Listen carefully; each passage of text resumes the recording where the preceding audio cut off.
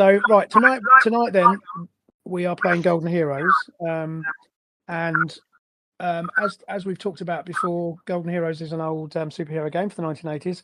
What I might do is I'll probably hand over to future myself, or I will insert an introduction to the game, because I don't want to bore you all with going over all that again. But suffice to say, the scenario we're playing tonight is called Crossfire. Thanks again to all of you for your characters we came up with earlier on. Did everybody manage to get a copy of the character sheet, or at least be able to bring it up on their laptop so they can see it? Amazing the technology of the 21st century. Unfortunately, we're going to be in the 1980s. That's where we're headed to in a minute. But I've got your character sheets up anyway. So I don't want to spend again too long going over the system. I mean, as I will just touch on it very briefly.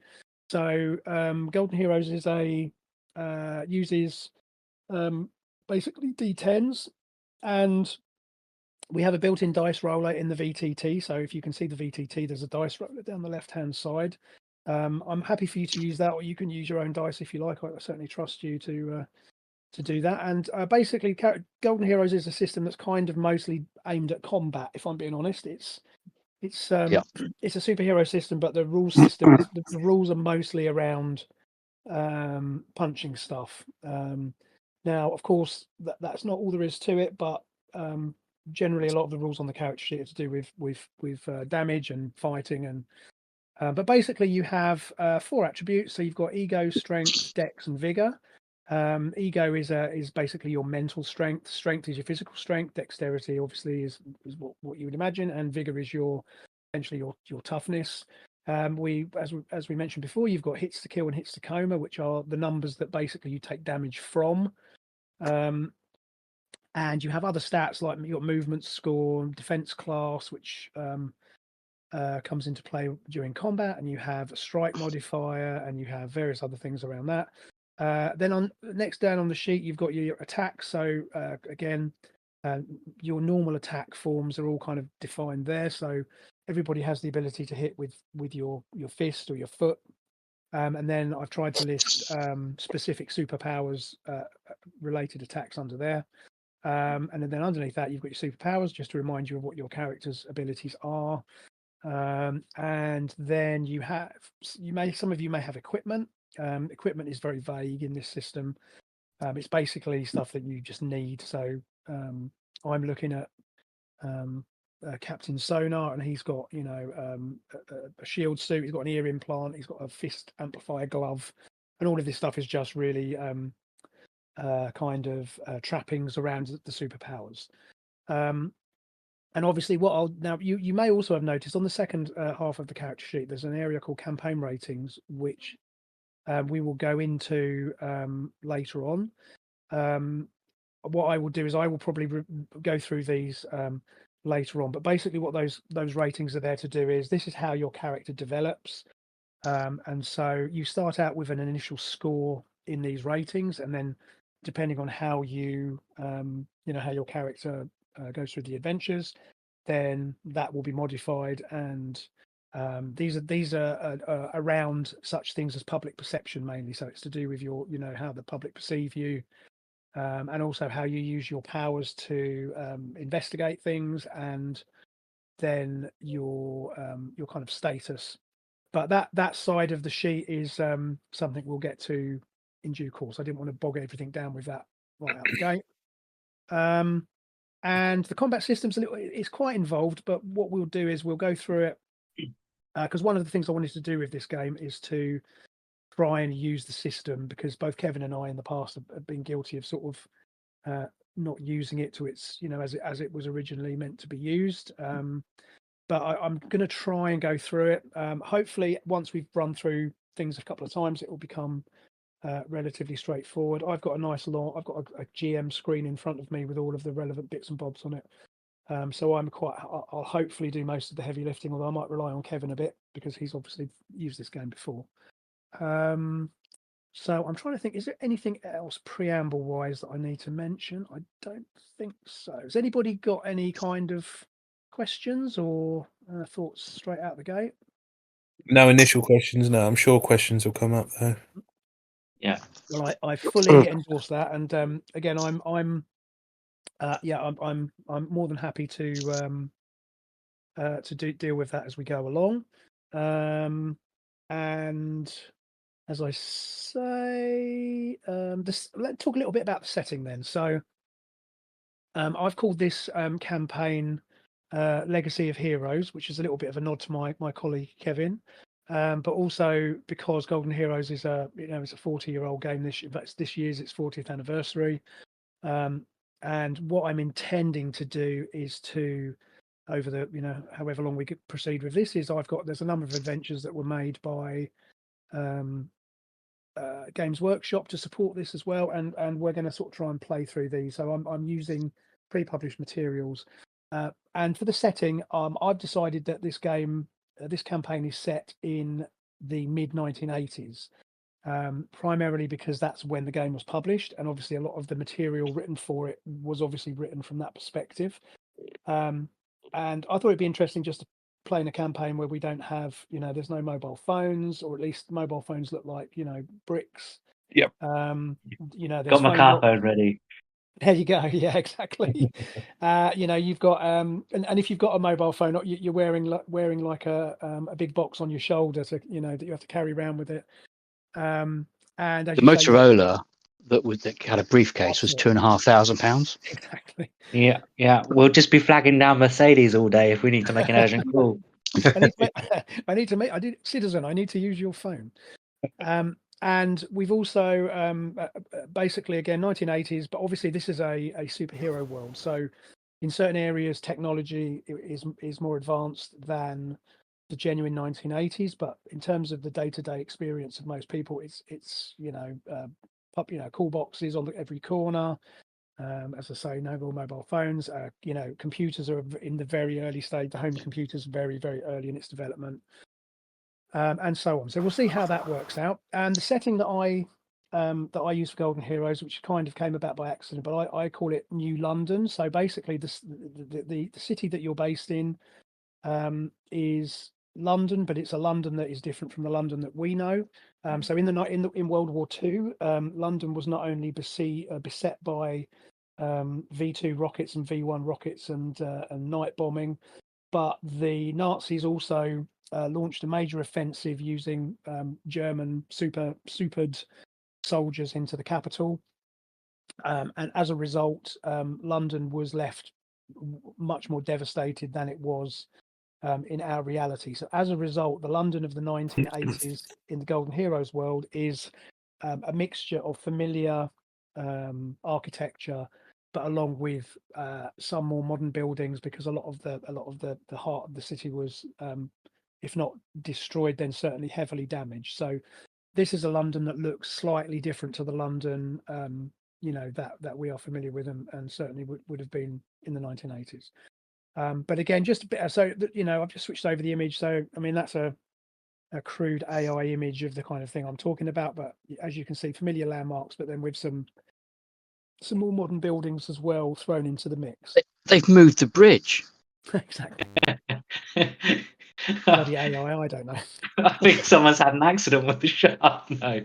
It gives us an idea of what it might look like if there was lots of free buildings. Believe me, I struggled with AI to try and get a decent looking image, but there you go. So no Millennium Dome, is that right? Not yet, no. Not yet. We've got 14 years to go. Yeah, exactly. And basically, but again, other than that, the London and the England and the London of the 1980s, as much as we know. So our adventure takes place, or we begin our adventure or our campaign on the date is actually the April the 5th, 1984, which is a Thursday. So just one other thing. I've obviously played and run through these umpteen times, so I'm going to do my best to play dumb. But if it appears that I'm not playing dumb, please let me know. But I'm going to do my best not to. It's fine. Yeah. And obviously, I considered that. And of course, the thing is, these things, these things never go the way that you remember them. So I'm hopeful that you'll get some entertainment out of it. But No, absolutely, I appreciate that. So as I say, it's 1984. It's Thursday, April the 5th. It's a chilly but dry day in New London. I can tell you that "Hello" by Lionel Richie is currently number 1 in the top 40. So just for a bit of historical context, for those of you who may have been around in the 1980s, I think probably only me and you, Kevin. Yes. Yeah. Sadly, I remember the 80s. Hey, I was about 2 months old at this point. Oh yeah. Okay. I'm not a twinkle in my dad's eye yet. God damn it. And okay, so for those of you who weren't around at the time, so lovely old Mrs. Thatcher is currently the British Prime Minister. And England is in a relatively it seems to be prosperous. There is much unrest on the streets in terms of we've got the poll tax riots, haven't we? Yeah, all That's this is going on. 85. Yeah, I think that's No. on the horizon. That's So later. Yeah. 80, Bobby 86, Sands. 87, Bobby yeah, a bit Sands later. was yeah. So Bobby Sands was doing his business 83, 84. Exactly. Yeah, not far off. But Yeah. basically, on the face of it, England's in a relatively kind of stable period, other than the usual stuff that goes on. And of course, the difference in this world is that there are super beings. So you are all blessed with superhuman abilities in one form or another.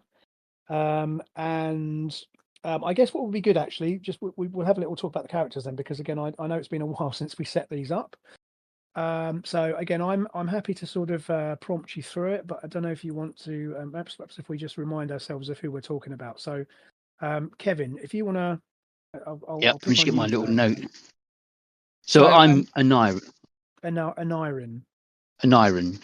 Yeah. As in Anirin Bevan, but named after one of the great druids. I'm just digging up the note I made. That's okay.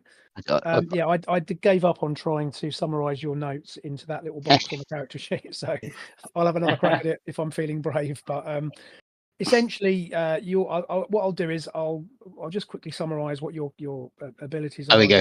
Give everyone an idea. So essentially, he's a druid. Has had links to Glenavota in Cumbria. Something to do with a dragon. Yeah, dragon's claw. You have a claws, which is basically a dragon's claw. Yeah, so I can manifest as a dragon.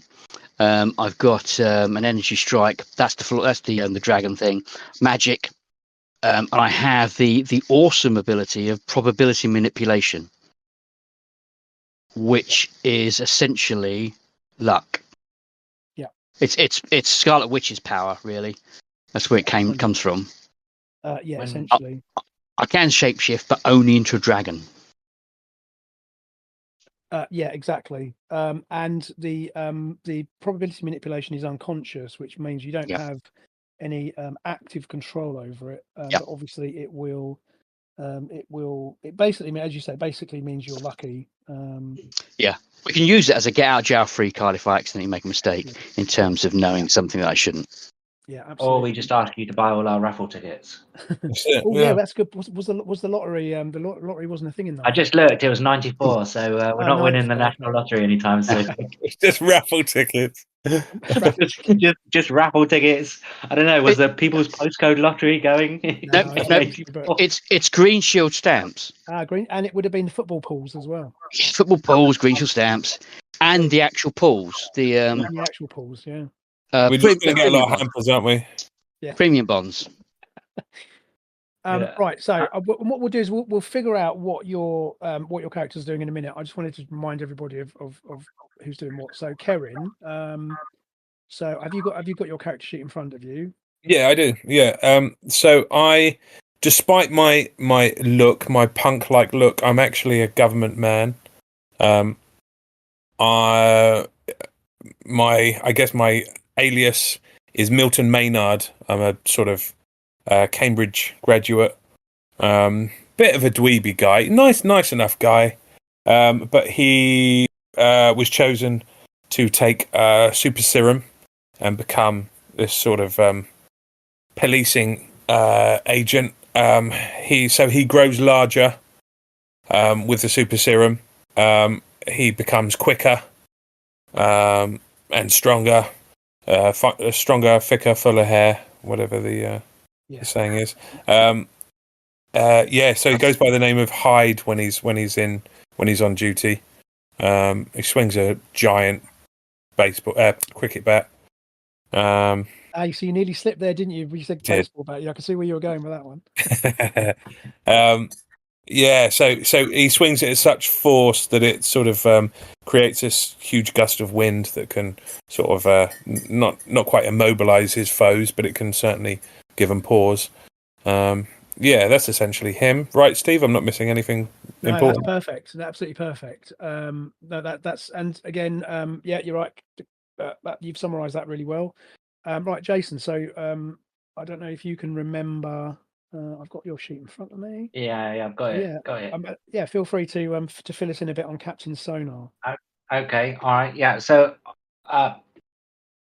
my character is Dr. Alexander Lawson. I was a sonar specialist working for the Royal Navy, and then in the lab or area that I was working, there was an accident, quote, comma, accident, and essentially I absorbed sonar capabilities. You were bitten by a radioactive submarine.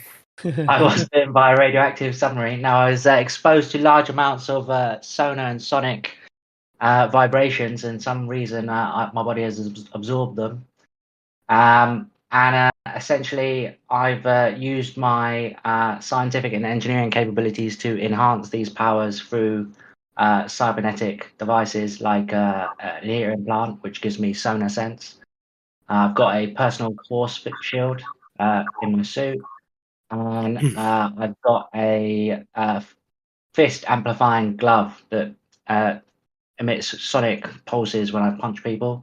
Oh, nice. Just to help them out. I'm basically king and country, or queen and country, I guess, in '84. Exactly. That's my guy, and obviously, my code name is Captain Sonar. Nice. When I'm on. Yeah, super cool. Right, so Mike, are you there? Yes, I am. Can you hear me? Oh yes, we can hear you loud and clear, Mike. That sounds great. Much better than we could hear you. Sounds excellent. Makes a bloody change. Anyway, it's like you're in the room. It's like you're in the room. Actually, you are in the room. What are you doing in the room? Get out of my house. I told you about that. Just don't open the door, right?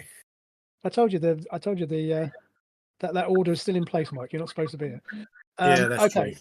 Do you want to give us a little bit of Jen on 10cc, if you can remember? How much do you remember? I can't remember bugger all. Well, he's basically another. He's basically a government experiment. Hence, that's money spaffed up the wall. Yeah, super serum. He was given a super serum. They just handed out super serum shots left, right, and centre. Well, actually, Jace, it's I think mine was a variation on Mike's super serum, so it's from the same clutch. But, Porton Down's got a whole wing with super serums in it. Yeah. This was just what was left in the end. Yeah, exactly. Yeah. That's it. Well, I'm assuming everyone knows. Oh, go on. I was going to say the character's name is 10cc because that's how much they gave him. That's not how much. The other reason why 10cc is called 10cc. No. I'll tell you. I'm not interested in that. You might have a fond of knowledge, but it's not fit for family viewing. So I mean, he's ex-military, the government for a while, and he's now not working for the government. So he was basically he was picked, because this is a bit of a theme actually which kind of came out, which I'm totally happy with, which is that obviously three of these characters are kind of have government links, either overtly or not. I mean, certainly again with Captain Sonar being was a serving, was a scientist with the Royal Navy, and obviously both 10cc and Hyde were recruited for government purposes, whereas Anorin is more of an interesting figure because he's essentially immortal, right, Kev? So he's been around for well, certainly hundreds, if not thousands, of years in one form or another. So when Agricola marched his army to the Menai Straits and were trying to stop the last fastness of the Druids in Inismon, Anglesey. And when was this, vaguely? So 45 AD, ABC, 40 BC, AD, 45. It's like 42, 45 AD, something like that. So what happened was, as the Kevin, still under Thatcher. So as the female druids were standing at the Menai Straits, shouting at the Romans before they crossed, Hengist, Blaze, and Mervyn decided that they needed to do something, so they put young Aneirin into Llyn Carreg Bark, the Lake of Small Stones, to kind of help. And he was there for centuries. He came out. There is a link between him and Sarah's character, in as much as the dragon claws that were found in Cumbria, one I've merged with, and the other one was hidden in Hadrian's Wall. And she found the other one, if memory serves. So Sarah Jane's character will join. Hopefully, she'll be back with us next time. But for now, as I say, this is it's a Thursday morning. It's 1984. So do any of you have any particular reason why you'd like your characters to be in central London, or can we just put it down to, do you want to just put it down to chance? Because obviously, as now, London is the sort of, rightly or wrongly. Well, I'm still a scientist, so I guess maybe I'm going to a conference. Perfect. I think I live and work. I think I live and work in London. Yeah, I'm visiting two sites. I'm visiting the Bartholomew. There's a small round kind of road section outside the old Bartholomew Fair, where Henry VIII burnt the last statue of Hugh Gardan, and I'm going to visit the London Stone. Perfect. And Mike, 10cc probably works in London, because again, if you're a contractor for the government, you're probably the Ministry of Defence is probably your... I've got an apartment somewhere, or sorry, a flat. Perfect. See, we're being in Britain. Perfect. I've got and you got it on government salary that in the centre of London in '84. No, it's not on a government salary. No, because they're so cheap, back then, 80s. No. It's quite well appointed, actually, but less we'll talk about the sources of my revenue, the better. So as you've all been getting ready for your day, you've glanced at the papers, maybe. You've probably caught a bit of the fledgling Breakfast TV. Breakfast TV has just been around for about a year at this point. And you've all been getting ready for your day. And a few news stories grab your attention as you've been getting ready. So one piece of interest is that there's a world famous film star by the name of Lola Novana is due to visit the newly opened London Film Museum, which is due to open that today. There's been much excitement in the gossip columns. The News of the World ran an expose on her last Sunday, talking about her latest alleged boyfriend, and as such, interest is very high in London about her impending visit. Also on the news of interest, it's reported that a brown bear escapes overnight from the London City Zoo. And the keepers who've been interviewed assume or believe the bear's probably made its way out of the city, but obviously the public are being advised not to approach. Is it Regent's Park or a new zoo? It'll be London Zoo.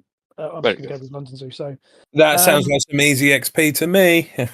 Yeah, capturing that bear. And also in the news, dominating the international news, is a report from the Soviet Union, who've been denying reports that Russian super soldiers have been operating in the West. There have been some alleged assassinations and interference in small government regimes that have been alleged to have been carried out by Russian superpowered agents. However, the Russian administration is exactly the Russian administration is denying any involvement in such underhand tactics, of course. And finally, it must be those. They must have been undercover as brown bears. That be the CIA planting those stories. Of course. No, they did. They planted all those Russian terrorist stories in the 80s, and the Republican Party went against them, and they had to go tell the Republican Party, we made it all up. The Russians aren't actually funding international terrorism. All those stories you saw in the European papers, we planted there. We made this whole thing up. True story. I find that hard to believe. And finally, National Treasure Patrick Moore has been on breakfast television this morning. Has been wheeled in, apparently somewhat reluctantly. Last night, a bright light was seen in the sky over London, and speculation. He's put to rest speculation that it was anything to be frightened of. Just saying it was likely to be a meteorite breaking up in the atmosphere. So again, he's been wheeled out. So these are the sort of news stories that have been floating around. Obviously, Margaret Thatcher's been on. I'm sure there's been a report from Margaret Thatcher. Also, you may have caught an interview with the Minister for the Arts, a gentleman called Lord Gowrie, who is also going to be attending the Film Museum today. So he was on talking about Lola Nirvana, and all of this stuff has been going on. Bearing in mind, you're in the 1980s, so most of your news is coming from TV or from the newspapers or the radio, and all this has been going on as you've been getting yourselves ready for your day.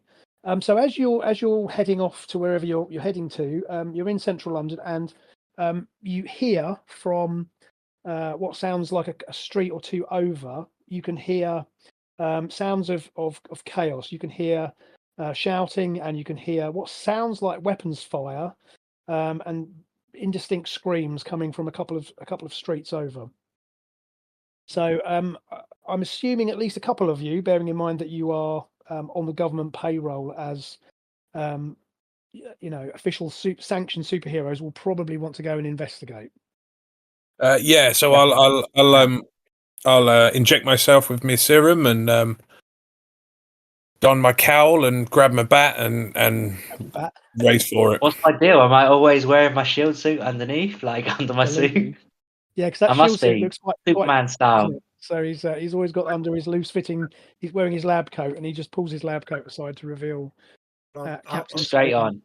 Lab coat thrown in the dumpster. I'm straight in the street. Dave, you're all in the same alleyway. It just happens to be at the back of the conference centre. We're all getting changed in the same alley. Exactly. You're going morning. So an Iron's going to roll his eyes and go Merlin's beard, bloody Anglo-Saxons, and start heading towards the noise. Now, can I just check? Do any of you have? I don't think any of you have flying abilities. Am I right? I do not. I cannot remember. I'll just double check. I might have. I just don't. I'd have fly. Well, you can turn into a dragon, but that might be a bit. That might be a bit much at this point because you don't really know what's going on. But no, I don't. I do not have flying skills. Okay, that's fine. I've got astral projection, so I'm not sure whether astral projection would stay on one plane or enable me to. Well, that's up to you. Astral. Sorry, go on, Jason. I was going to say I've got my sonar sense, so I mean maybe I can figure out what's happening before I get up close. Yeah, that's a good idea. Because it's got a range of about 40 meters. So certainly when you get closer, you'd be able to use that sonar sense. It's like essentially it's like Daredevil's radar sense. Yeah. But the main benefit for you is you don't have any penalties if you're in the dark or against targets with invisibility. But absolutely, it operates like sonar. So yeah, that would definitely be worth. To activate it in a Scottish accent, you have to say, "Give me one ping only." One ping only. I don't think that movie was out yet. It's about 2 years away, isn't it? Yeah. I think the book was though. So yeah, the book was out. I think. Okay, well, bearing in mind that none of you have flying ability, so you all kind of independently start jogging towards the sound of panic, and as you're getting closer, obviously there are panicked civilians running in the other direction, and you see, people on the street certainly are, running away from the source of trouble. You can see also traffic is building up. Presumably, whatever's happening means that cars are stopping, so the traffic is beginning to build up. And you can hear, police sirens in the distance, but you expect it will be take them a while to get through, just because the traffic is also so jammed up. So as you basically turn a corner onto Marsh Street. So Marsh Street is a typical London street, and the first thing that you see as you come round the corner, you basically see a couple of things. So firstly, you see what looks to be you presume some sort of superhuman wearing an obviously advanced suit of armor of some sort, and you can see that she is taking. You can see that she's a she, obviously. We won't be any more explicit than that, but you can certainly tell. It's the 80s. They're only he's and she's. It's a female, exactly. It's a female. She's got a handbag. Oh, Anunnaki. She's got a handbag. She must be one of the Anunnaki. And you can see that she seems to be taking fire from a nearby rooftop. And a couple of other things that you noticed also. There is a police car. There's two vehicles which have crashed and are basically in the line of fire and are on fire. There's a police Panda car and also a Mini, which is also been affected. So what I'm going to do is I'm going to. Is the Mini a police car? No, the Mini is just a Mini. And as you look up on the rooftops above, as you you look at the source of the energy, because these are energy Cuban bulbs gorillas. And you can see that there are guys on the rooftops above wearing what look like kind of military coveralls, and they are unleashing fire on this figure on the street. So I'm going to take you to the map scene. So I don't know, can you all see that okay? Yep. You might need to zoom in a bit. I'm still struggling with this VTT to size maps properly, but hopefully you can see the basic situation. So as you can see, you've got the Mini, which is on the left of the map, and you have the police car on the right. This is the armored figure in the middle. And on the rooftop above, there are a number of, as I say, armed men shooting at her. Now, what you can do if you'd like to is if you can see your counters are up on the top left there. So I'm going to move Sarah Jane's just out of the way. But if you're able to, you can take your character. If you want to place them on the map where you want to enter the map, I don't mind whether you come from. You've got 3 or 4 access points, so wherever you want to come in is totally fine with me. So I'll give you a minute just. All right, let's just be legit. We've all got. I'm going to be over here. Cool. So couple of things that you spot then as you enter the scene. So as I said, there's 2 cars. Both cars are burning.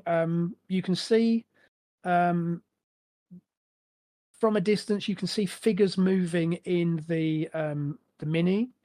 You can't really see anything more clearly than that. I've obviously put counters there, but from your perspective at this point, you can only see that there are some figures in those vehicles. Also in the police car, you can see somebody seems to be trapped in the back of the police car. And as I say, both of those vehicles are on fire. And you can see that there've been some chunks have been taken out of the building. So you see the buildings.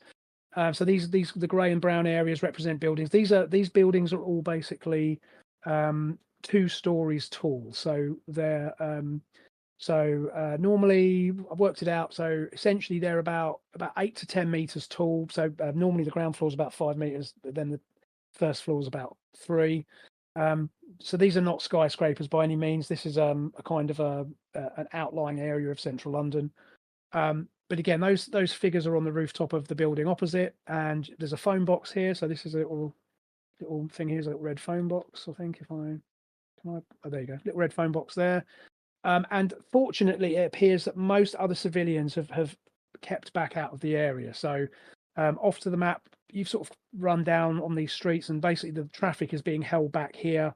In some cases, like bobbies on the beat have basically stopped the traffic to keep people safe while this is raging. But you seem to be the first responders on the scene now.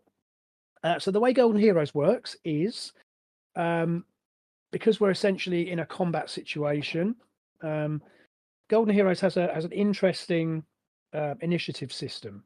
So the way that it works is that each side gets to roll for initiative, and then the side that rolls better essentially gets to act first. So that isn't too unusual.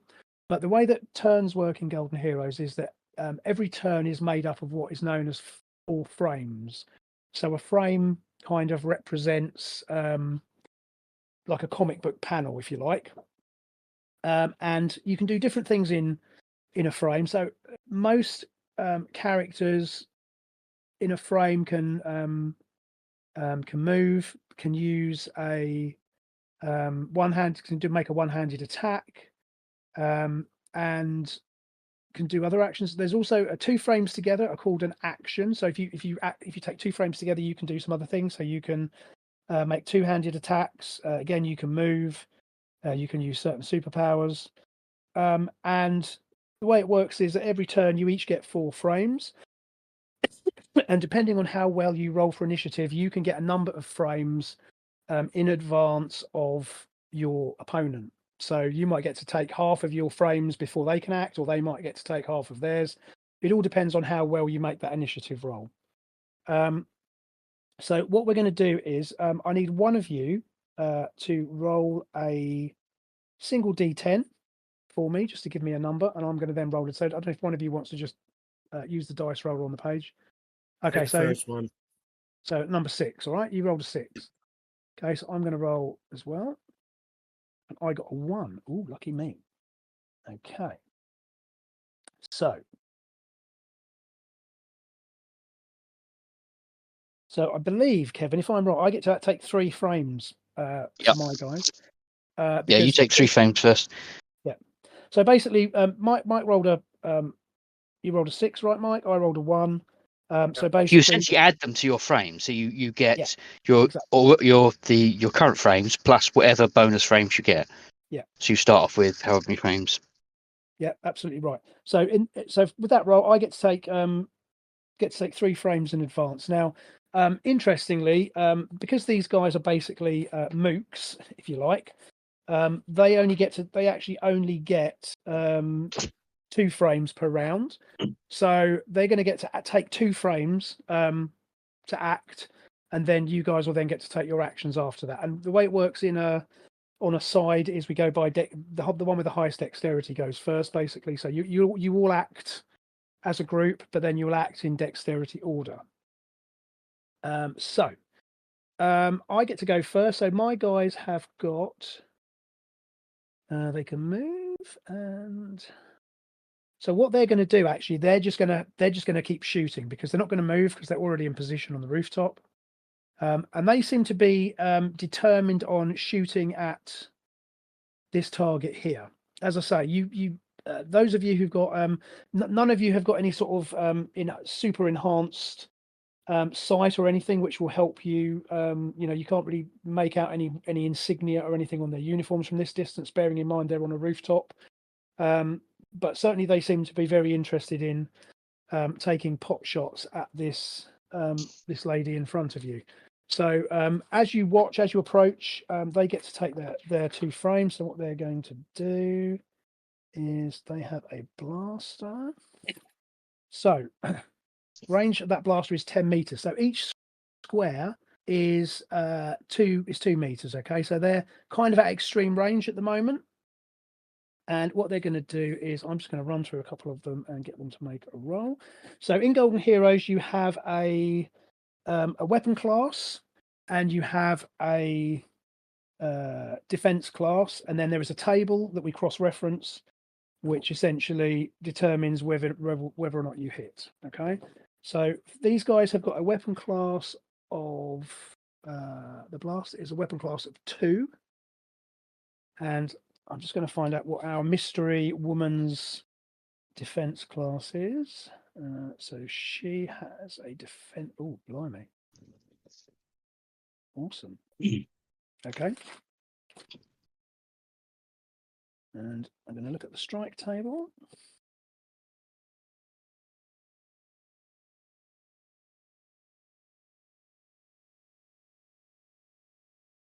Okay, and then what I'm going to do is I'm just going to roll. So they are also above, so they get a modifier for the. You get positional modifiers as well. Okay, and let's have a little look. So whilst you're as you're watching, as I say, they basically are making an attack, and essentially, right,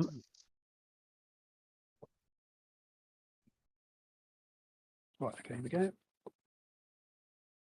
So I'm just going to make this.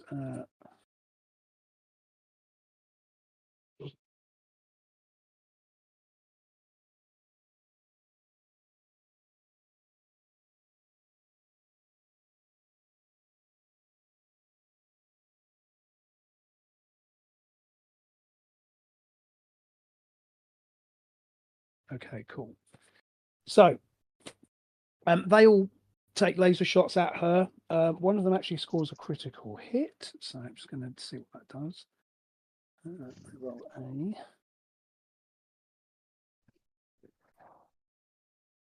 So one of the blasts hits her, and she actually gets knocked back. She gets knocked back a bit. So whereas her armor seems to be absorbing the energy blasts, she's taking hits, but she doesn't seem to be. Other than the fact that she seems to be unable to kind of move, she's kind of pinned in place by this assault. She actually gets knocked back by one of the blasts. Meanwhile, a couple of them go wild, and again, these one of the buildings takes a hit here, and again, one of the vehicles takes another hit, and things are looking pretty bad for these people in the cars. Now, so they've all taken their 2 frames. As I say, they only get 2 frames a turn. So although they technically won 3 frames, they have used up their 2 in shooting. They're not moving or anything. And so the action now moves over to you guys. So looking at your dexterity scores, I believe, if I'm correct, but I think so. Kerrian's got a dexterity of 10. Mike's got 12. Anurin's got 12. And mine's 14. And you've got 14. So basically, you get to act in dexterity order. So, Jace, you get to act first. Now, as I say, you can tell me what you want to do, and we'll interpret it, based on the action that you want to take. So, if you let me know what it is you want to do, then we can work our way through it. All right. Obviously, the upstanding gentleman that I am, see this burning mini. See, there's some people inside there, so I want to run towards them. I want to try and help them out. That's not okay. So you, as I say, you get 4 frames to act in every turn. So given that the other side have taken their initiative, you've got your full 4 frames to act. So on your sheet, you can see you've got a movement of 5 meters, and that 5 meters is the distance that you can move every frame. So potentially in a turn of 4 frames, you could move. You can move up to 20 meters. Now, what I would recommend is that you sort of move it 5 meters at a time, because then if you want to then, again, if you want to take an action, depending on what you want to do, that might eat into some of that movement. But if you wanted purely just to move, then you could move up to 20 meters. But you can certainly move 5. As you can see, the nearest car to you obviously is the police car, which seems to be probably the more badly damaged of the 2 vehicles at this point. So I don't know whether you want to make for that. Just a question on the mechanics. You mentioned 4 as a character, as a player, would I take all my 4 frames before anyone else takes them, or do we take a frame each? It's up to you how you want to do it. So for ease, you can decide between yourselves how you want to do that. So as I say, the things that you use frames for, just to give you a bit of an idea. So if you want to, some superpowers require you to use up to 2 frames, which is called an action. Some superpowers only take one. Again, you can make a one-handed attack, so if you can punch somebody with takes up 1 frame. As I say, moving, you can move 5 meters in a frame, and it's up to you if you want to coordinate with the others. You can act together. You can hold your frames.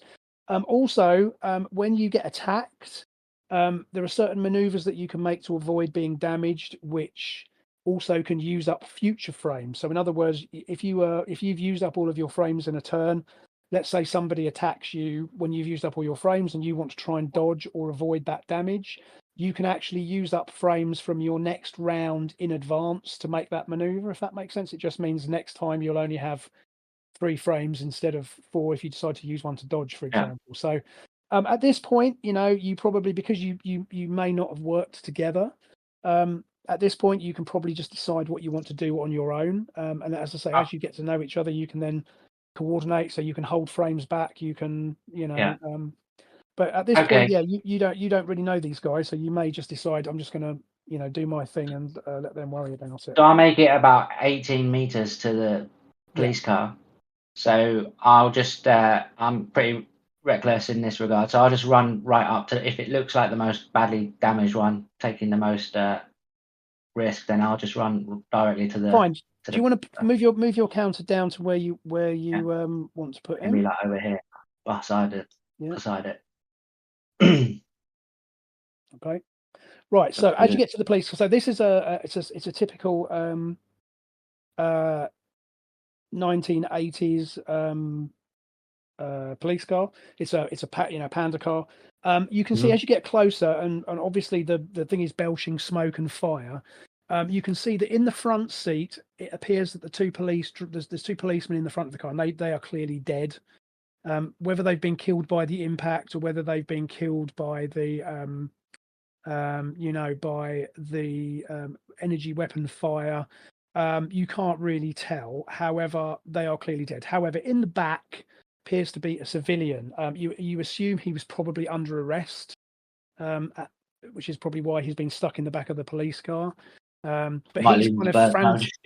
Yeah, he's frantically. You can see that he's frantically trying to get out of the car, as it's sort of burning around him. So now you've moved that far. Now you've still got a frame, I think. So given that you've moved sort of 15 meters, you've still got a frame that you could use. So you could use one of your abilities if you'd like to try and free him. You could simply try and pull the door off with your hand. Obviously you've got protection. You've got your fist amplifier, haven't you? So you're not using bare hands. Can I pull it? Can I try and pull the door off then with the fist amplifier, or punch it off or something? 100%. So you essentially, that fist amplifier gives you strength grade 1. So I'm going to quickly look at the strength table. We have a strength table here, and your strength. So your strength is 13. Okay, and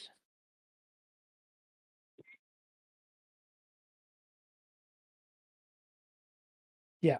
So what you can do then is, if you want to, you just simply I don't know whether you have to energize your glove or how it manifests, but you simply reach in and you grab the door and you just kind of pull the door off. It comes away without too much resistance. So again, you can all right, vibrating hum in the air as I rip the door off.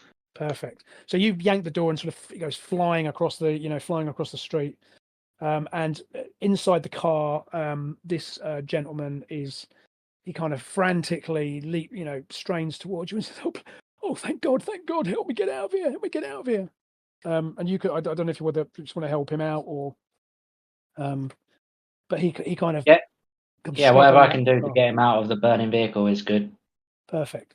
So basically you grab him and sort of pull him out of the car, and he kind of stumbles to the ground.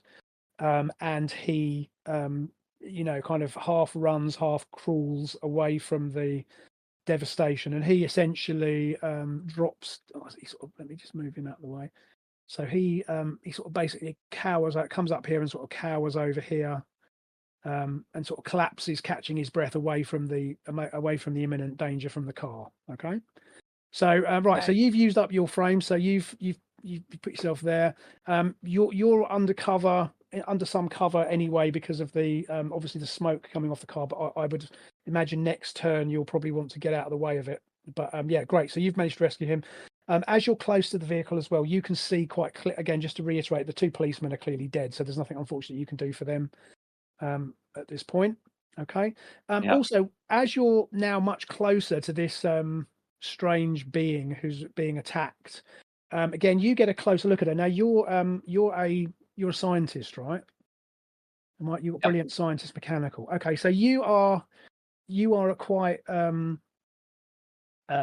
almost hypnotized by her this suit of armor that this person's wearing.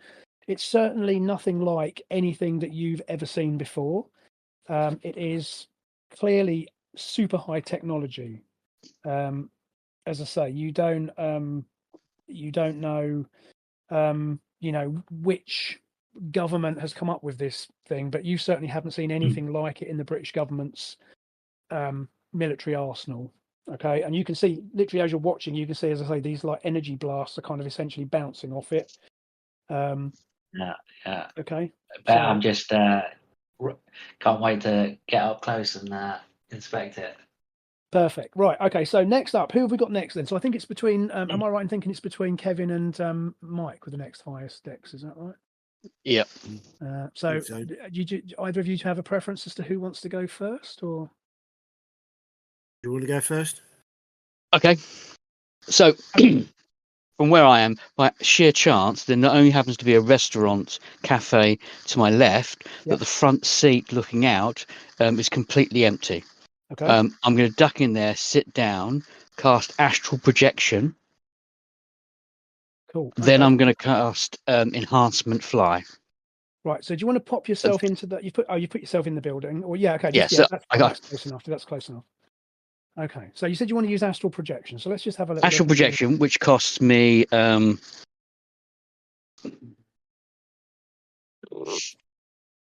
me 5 points. Okay, so you've got a magic. So just again for the rest of you, Kevin has. So in Golden Heroes, you tend to have a pool of energy points that you have to spend. Yep. So Kevin's got, I think you've got 22, which goes over 5 rounds, doesn't it? Yep, and then gets redone. Recharged. Like it. Right. So let's have a little look. So astral projection. It's 5 points. Astral project, quite right. And this allows this allows you to basically leave the body and move on your own. You can move through objects and you can move through double the normal movement rate. So and essentially you fly when you're in astral. So if we are saying I fly, I won't do the next segment. Okay. So the next thing was astral projection, then enhancement fly. But then because astral projection lets you fly anyway. Okay. So I mean, if you want, if you depending on how many frames you want to look. It doesn't cost you anything to it doesn't cost you anything until you return to your body, so you don't have to pay any points to maintain it. So if you want, you can put yourself on the map. Depending on how many frames you want to use, you can move up to 5 squares per frame, because you get essentially 10 meters of movement per frame. So my actual body just looks like it's asleep in the cafe, with the probability manipulation is creating the fact that it's a cafe, if that makes sense, by sheer luck. So 10 squares. You kind of manifested a cafe because you decided that's what you needed at that point, and so your unconscious luck means, luckily there's a restaurant. 2, 3, 4, 5, 6, 7. Luckily the cafe's open, and luckily there's an empty chair, and this is all down to the fact that again you have this kind of air of luck. So it's 8 per frame or 8 per. It's 10 meters per frame, because you get your normal movement doubled in astral projection form. So it depends how many frames you want to use up with movement. So if you wanted to use that's one frame there. No, that's one frame. 10 squares. So I'm going to do one frame.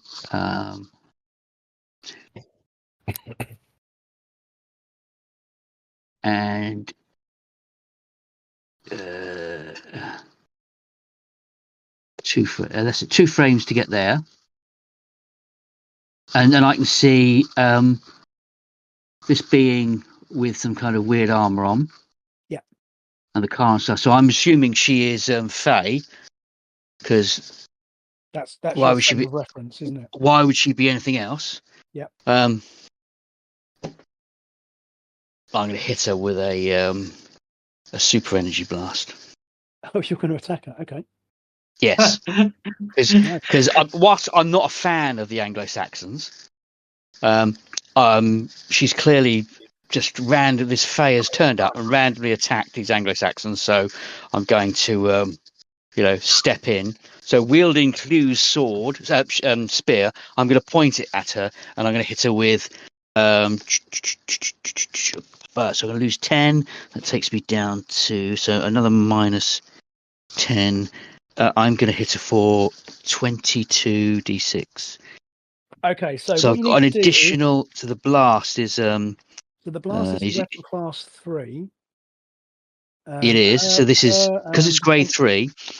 I don't have the extra magic points, but I do have the excess 10 magic points in one action, which is the blast.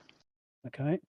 One thing also to note is that magical energy doesn't basically. Again, for the rest of you, on your sheet, some of you may have what's called damage dividers. So against your, if you look under your hits to kill, hits to coma, if after the slash, if you have a number, then it means that you have what's called a damage divider, which means that any damage that is you take is divided by that number.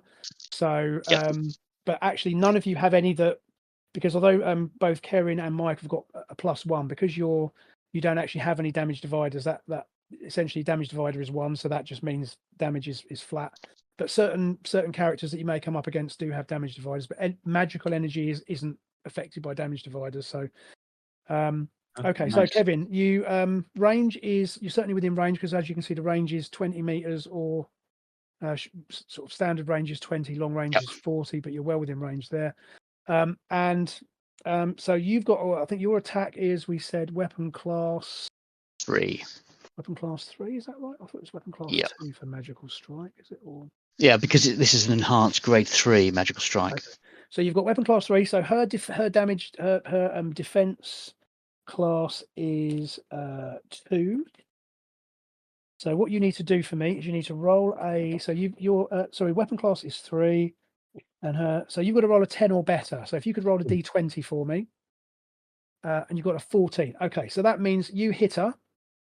So we just need to make sure that there's no modifiers which would affect that. Have you got a strike modifier? I don't think you do have under that, do you? I don't think for the magical strike. No, you've got a strike modifier of 0, so that's fine. And then if we look at your so you've got energy points, 22 d6. Yeah. It's actually magic points. It's actually 22 points. Yes, you've got 22. Yeah. Okay. Yeah. So I was just reading that wrong. So yeah. So the energy strike does the energy strike does it does 1d6 of HTK or HTC per 2 magic points used. So you can spend as many magic points. I've used 10. Yep. So that makes I can't count 10. 5 d6. Okay, so you can have it as hits to kill or hits to coma. So again, just to remind everybody, hits to kill is essentially if you lose your hits to kill, you're essentially dead. But hits to coma is will knock you out essentially. So normally, damage that you take. If I saw an elf, I just kill them. But because there's a built-up area, I'm going to use all hits to coma. So it's 5d6. 1, 2, 3, 4, 5. 1, 2, 3, 4, 5. That's okay, shit. so I'm looking at modifiers. So there are some modifiers that apply. However, in your case, you're totally fine. 14. So, 14. She's slightly obscured by smoke, but then because you rolled 14, you still hit her. So okay, so you've managed to hit her. So if you want to roll those d6s for me, So I got 14 to hit and 14 damage. 14 damage in total. Yeah, all hits to coma. Okay, perfect. Right. So don't get anything added to that, do I? No, that's fine. So 14 HTC. Okay. So she is. She certainly is interested in the fact that you've shot at her. Because she can't see me. You're in astral form. Yep. So what? Basically, she's. You can see that this armored figure sort of turn slightly because this is an attack from a new quarter. However, all she is unable to see because you're in astral form. Essentially, the energy blast seemed to come out of nowhere. So to see me, she has to roll less than her ego on a D100. Yeah, I don't think that's going to happen. Jeez. So if I roll a D100, I mean, just for the hell of it, we can have a go. No, it's nowhere near. No. She's got an ego ego of 12, so no. I think I've got no more frames left. That's correct. So you've used up your Yes. movement and you've attacked. So Yep. Okay. Right. So next to go, Mike. Then, so you are obviously up here. Yep. What would you like to do? I'm gonna. I'll go 2 frames worth to start with. Okay, so if you want to move yourself, so that'll be so what's your movement is 5 meters. So essentially that's 5 squares. If you use 2 frames, you can move 5 squares because each square is 2 meters. And the maps, yes, obviously the square. Your character's a bit bigger than just eyeball it.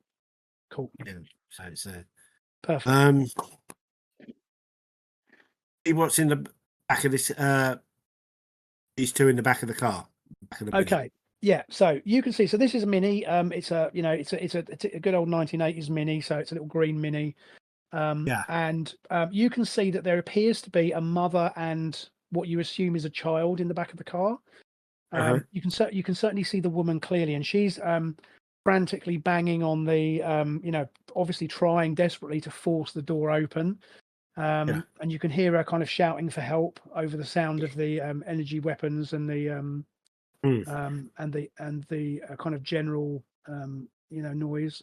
But yeah, so you can clearly see it's a mother. You assume it's a child. You can't really see from your position, but you can certainly see the mother desperately trying to get out of the car.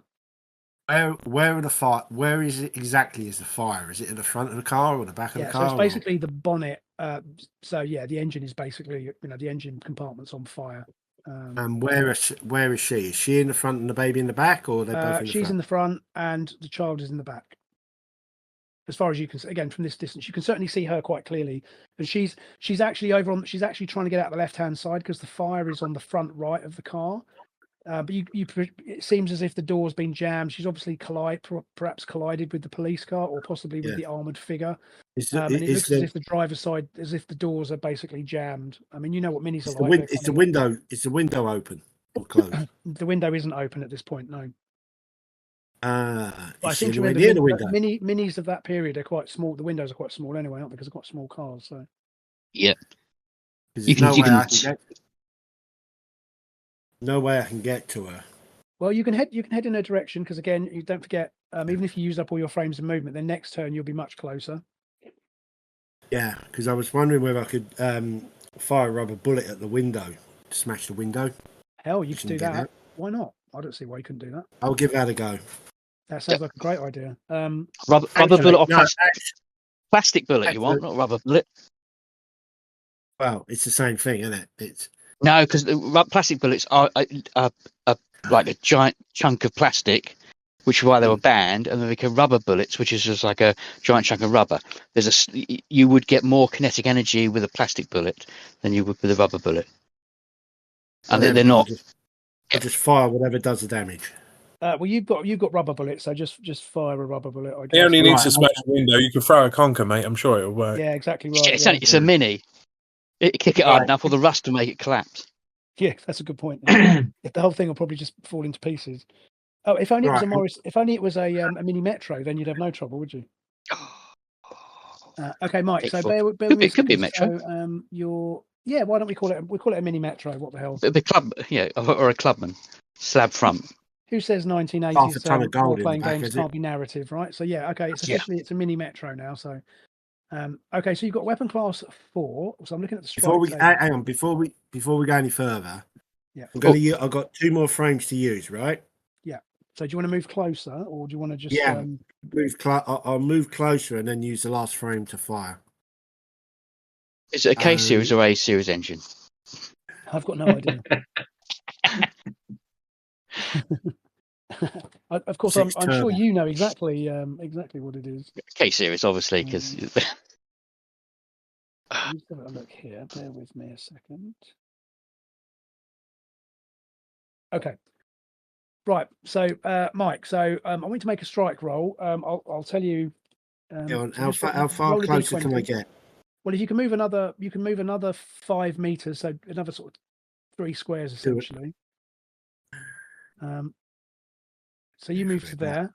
Okay, Up to and there. then you take aim at the window, and you can make a shot. So if you want to take your D20, I want to roll a D20 for me.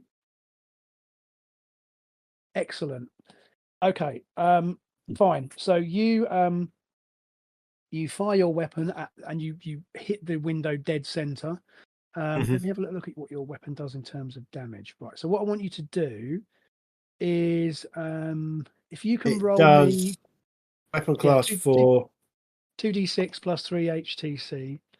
So I want you to roll the HTC for me, please. So if you can roll 2d6 and add 3 to it. 2d6, yeah. 2d6, yeah. 1, 2. X 12, 15 points damage. Perfect. Okay, so yeah, but the window basically shatters. And she then uses her frames, because they haven't acted apart from screaming and shouting. You see her sort of hoik her way out of the car, and she then reaches back in and pulls out her child. You can see the child is actually a sort of pre-teen boy. It's like a young lad. He's wearing like a sort of jeans and a Harrington jacket, typical sort of 80s. But he's you can replace those quite easily. Yeah. And she essentially with him kind of grabs his hand, and she sort of runs away from the car as fast as possible. And as she runs past you, she thanks herself. Thank you, sir. Thank you, sir. And the lad sort of goes, "Cool, Mummy, it's a superhero, isn't it?" And she says, I've told you before, Terry. I've told you a million times. Stop going on about bloody superheroes now. Get my hand and let's get back home. And she sort of legs it off here. It's just a weird man in tights. Yeah. Yes, Mike. As I say, as the kid runs past, or as they both run past, I'll adopt a most heroic parade ground pose and say, "You're welcome, man." You're a salute. One thing you don't know, Michael, is that they're like Olympic sprinters. He's a fascist, mum. He's a bleeding fascist. One thing, Mike, that you don't know is that this young lad is in fact a young Terry Mitchell. Does that name mean anything to you? Yes. Awesome. Oh, he ain't got no. What's it? So one day yet to find his superpower. That young lad will develop superpowers and will become the superhero known as Diamond Geezer. But luckily, thanks to your intervention, you've saved him from burning to death in a mini. So just don't drop just before you dropped a nuke on the prime minister. That's right, yeah. So just a little Easter egg there for you, Mike. So that's Terry Mitchell and his mum Daphne, who you just saved from that car. So right.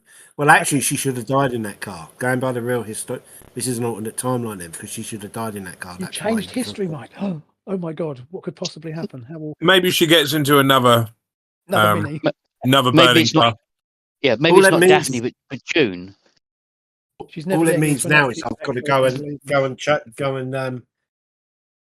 make sure the mother passes away in a suitably. We'll execute her later. Yeah, okay. Yeah, we'll execute her later.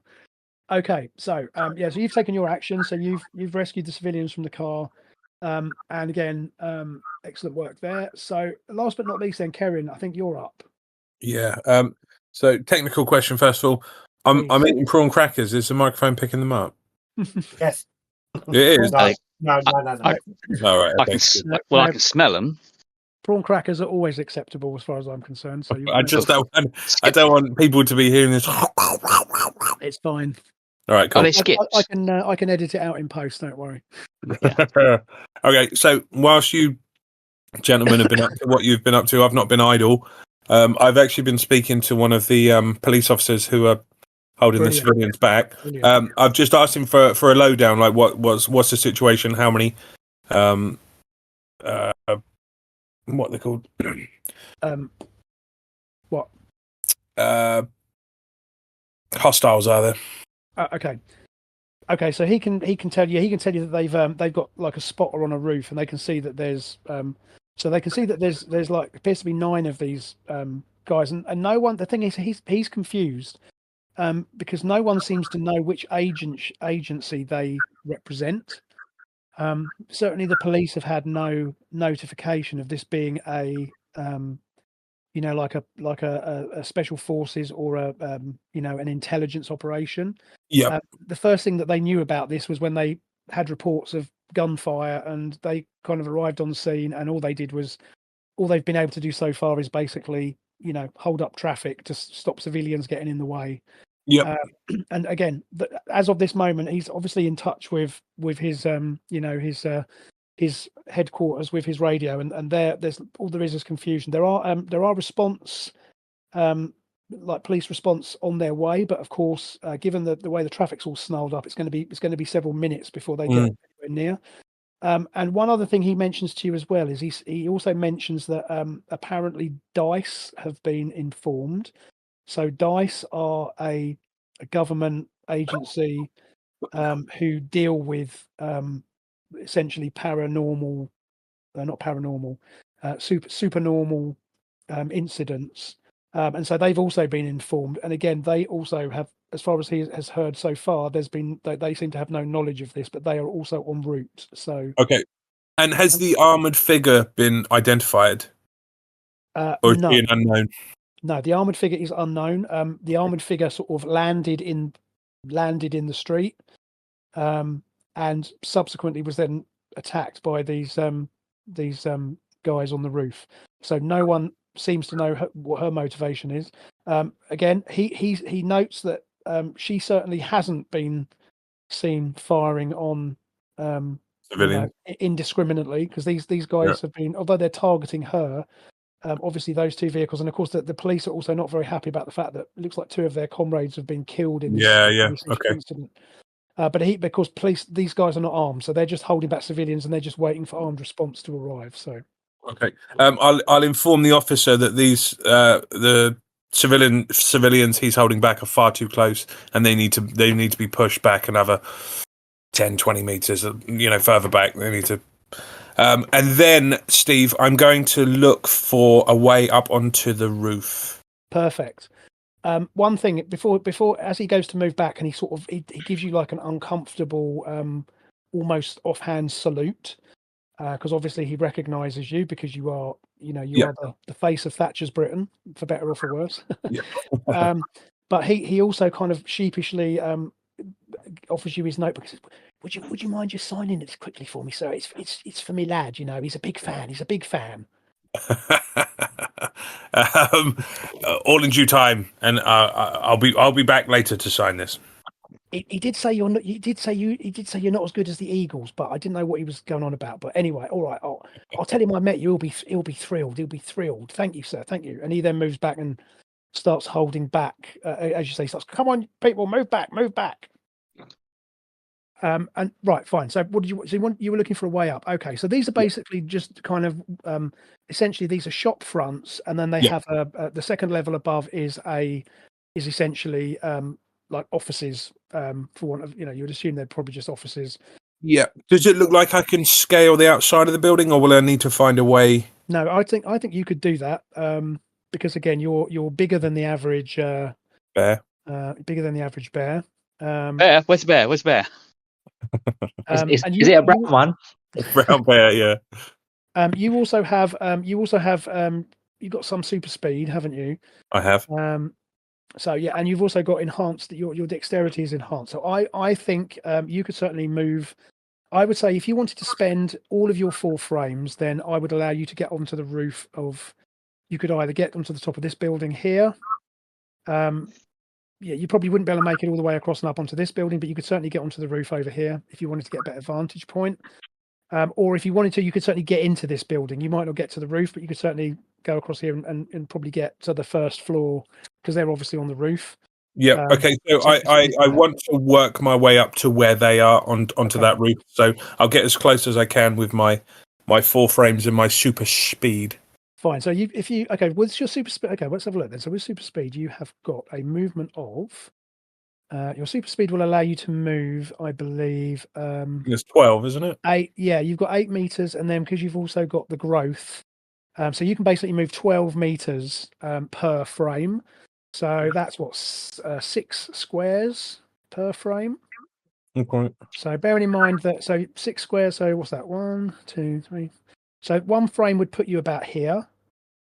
Second frame would put you into the ground floor of the building.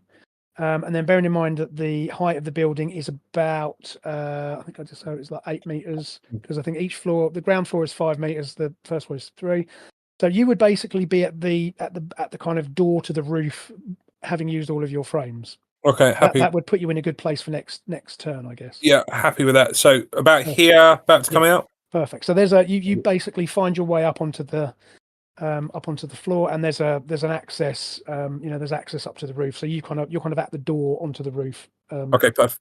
And that's where you place yourself at that point. Okay. So by my reckoning, then you guys have all used up all of your frames. Now there are 2 characters. So our armored figure again is she's not doing anything at this point.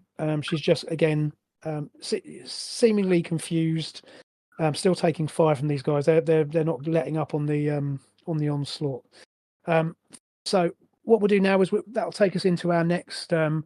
So what I'm going to do is I'm just going to move these 2 off the board, so they essentially have left the scene. Our guy here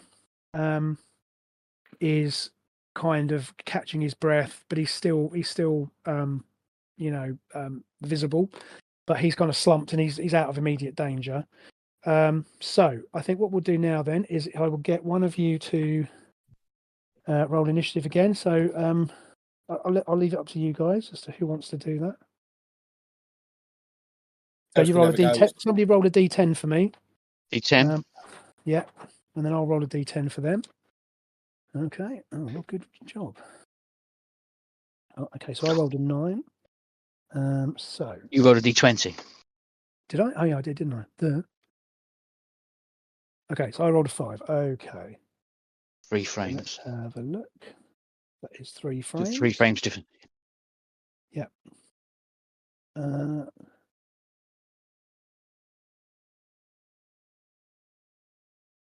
It's actually 2 frames because it's 4. It's 4 because you take one from the other, so it's actually 4. Oh yes. So it's 2 frames. But you guys get to go first. So so you basically get 2 frames of 2 frames of that. Oh, hang on, wait a minute. No, that's not right, is it? I get to go. Sorry, my bad. Yeah, we lost. We got 1. Yeah, I got the higher one, so I get to go first. So I get 2 frames of action. Sorry, my bad. Okay, so I'll rattle through this very quickly. So it's, once again, these guys are not changing their tactics. They're once again just they're just firing at her. So she is actually going to take some action this time. So she moves forward slightly, and then she returns fire against the guys on the roof. She targets the nearest one in her eye line, which is this guy here. Okay, and she has got so her weapons skill, she's got a weapon class of 3, and they have got a defense class of 8. So 3 versus 8. So she needs to get a 9 or better on a D20. Excellent. So she hits him. And she is going to...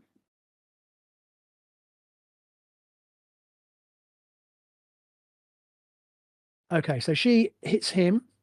And those of you on the street below, depending on how closely you were watching this, something weird happens. As she hits the target, although he's obviously been injured and he sort of falls back, but there's a bright flash of light, and you can't really see from your vantage point what's happened to him. But to all intents, as far as you can see, he's actually disappeared. So she's hit him with this energy weapon, and he's obviously taken the hit. But then there's literally a bright flash of light, and he just disappears from view. Again, depending on how closely you were watching, you may just have seen it as a flash of light out the corner of your eye or something.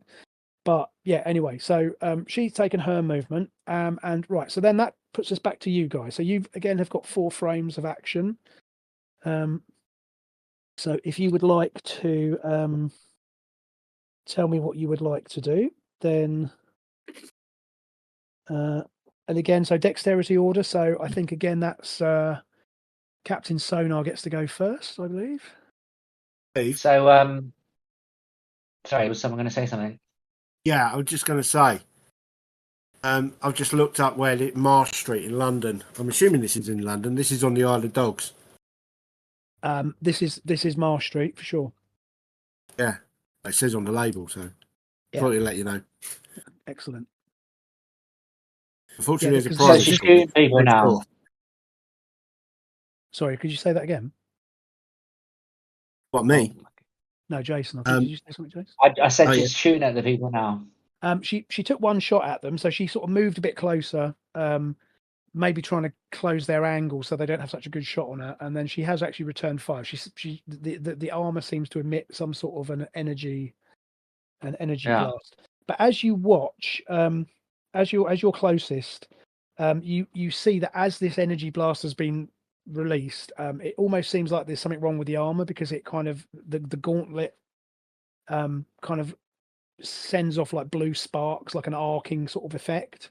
So you get the impression that maybe the armor has been more damaged than is apparent from what you've from looking at its appearance.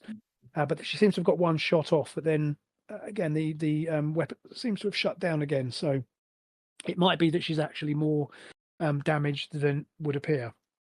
But she's still standing, and she's still up. But only you can see the sparking of the armor. Actually, also Kevin, you can see it as well because you're pretty close as well. Yeah. But yeah, so you two clearly see that her return fire seems to have overloaded the weapon in her arm. So she returned fire. She returned fire at one of the attackers, and that attacker then seemed to disappear. So you're not sure whether there's what the reason for that is. Again, you can't quite see because obviously there's a wall around the roof. But from your point of view, you saw this guy when he was hit. There was a flash of light, and he seems to have disappeared. Now, whether he's just fallen out of view or whether he's actually disappeared, you can't tell from where you are. But that's where we are at the moment. Can I walk up to her and shout, "Halt! Stop what you're doing"? You certainly can In do. the Yeah, if you wish to. Oh. Yeah, you certainly So can. I want to spend one frame walking right up next to her. Yeah, please do. All right, show me my guy. Yeah, just move him right up to her. So you come up to her, and she sort of spins round. She's obviously surprised, and although she raises her arm, the fact that you're speaking to her and you're saying to her, "Look, please stop," and she almost, you can't see her face. The armor is, it's like a full face helmet, but she certainly doesn't. She kind of holds back. She doesn't attack you. I mean, mechanically, she's used up all of her action, but her body language is not that she's trying to. She seems confused, if anything, from your vantage point. Okay. So, but yeah, you just kind of put your hand on her arm or whatever, and just say, "Look, stop." And again, obviously, because you've acted after these guys have shot, so at the moment they're not shooting at you because they've already taken their shot for this round. So yeah. And if you want, you can hold. So you've probably still got a couple of frames at least. So you can hold those if you wish. You can use those as a reaction to any. If anyone does attack you, you can use it as a combat reaction, or you can just hold it for now and carry it over. All right. Yeah. Can I just hold those frames? Yeah, please do. So you've got 2 frames in reserve. So yeah, you're just trying to calm her down, basically trying to defuse the situation. Yeah, sounds good. Right. So before I start blowing everything up. No, perfect. Next up, we've got then, I guess it's between Kevin and Mike. So what do you want to do, chaps? Do you want to decide between you who goes first? Can I go first, Kevin? Okay. So I still think she's a crazy elf. And these are, I haven't paid too much attention to the guys on the roof, assuming they're just Secret Service or some kind of British soldiers attacking her.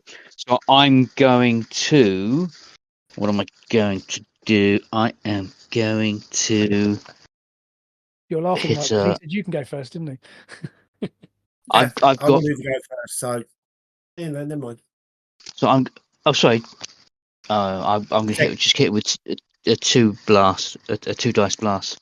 Well, we'll let Mike act first, and we'll come back to you. That's right. Sorry, I started. Let him finish. Okay, sorry, I was. Yeah. You're off on your train of thought, weren't you? I was. Go on, Mike. What does it you want to do? So you've got 4 frames to use. Right. Something doesn't look right to that car to me. Okay. Which the car? Mini. Okay. It's the hydroelastic expansion. For the love of God, throw the car at someone. It's the hydroelastic suspension. Do you know what? I live for the day when someone's going to pick up a car and throw it at somebody. I'm gonna go over to the car and look inside. Okay.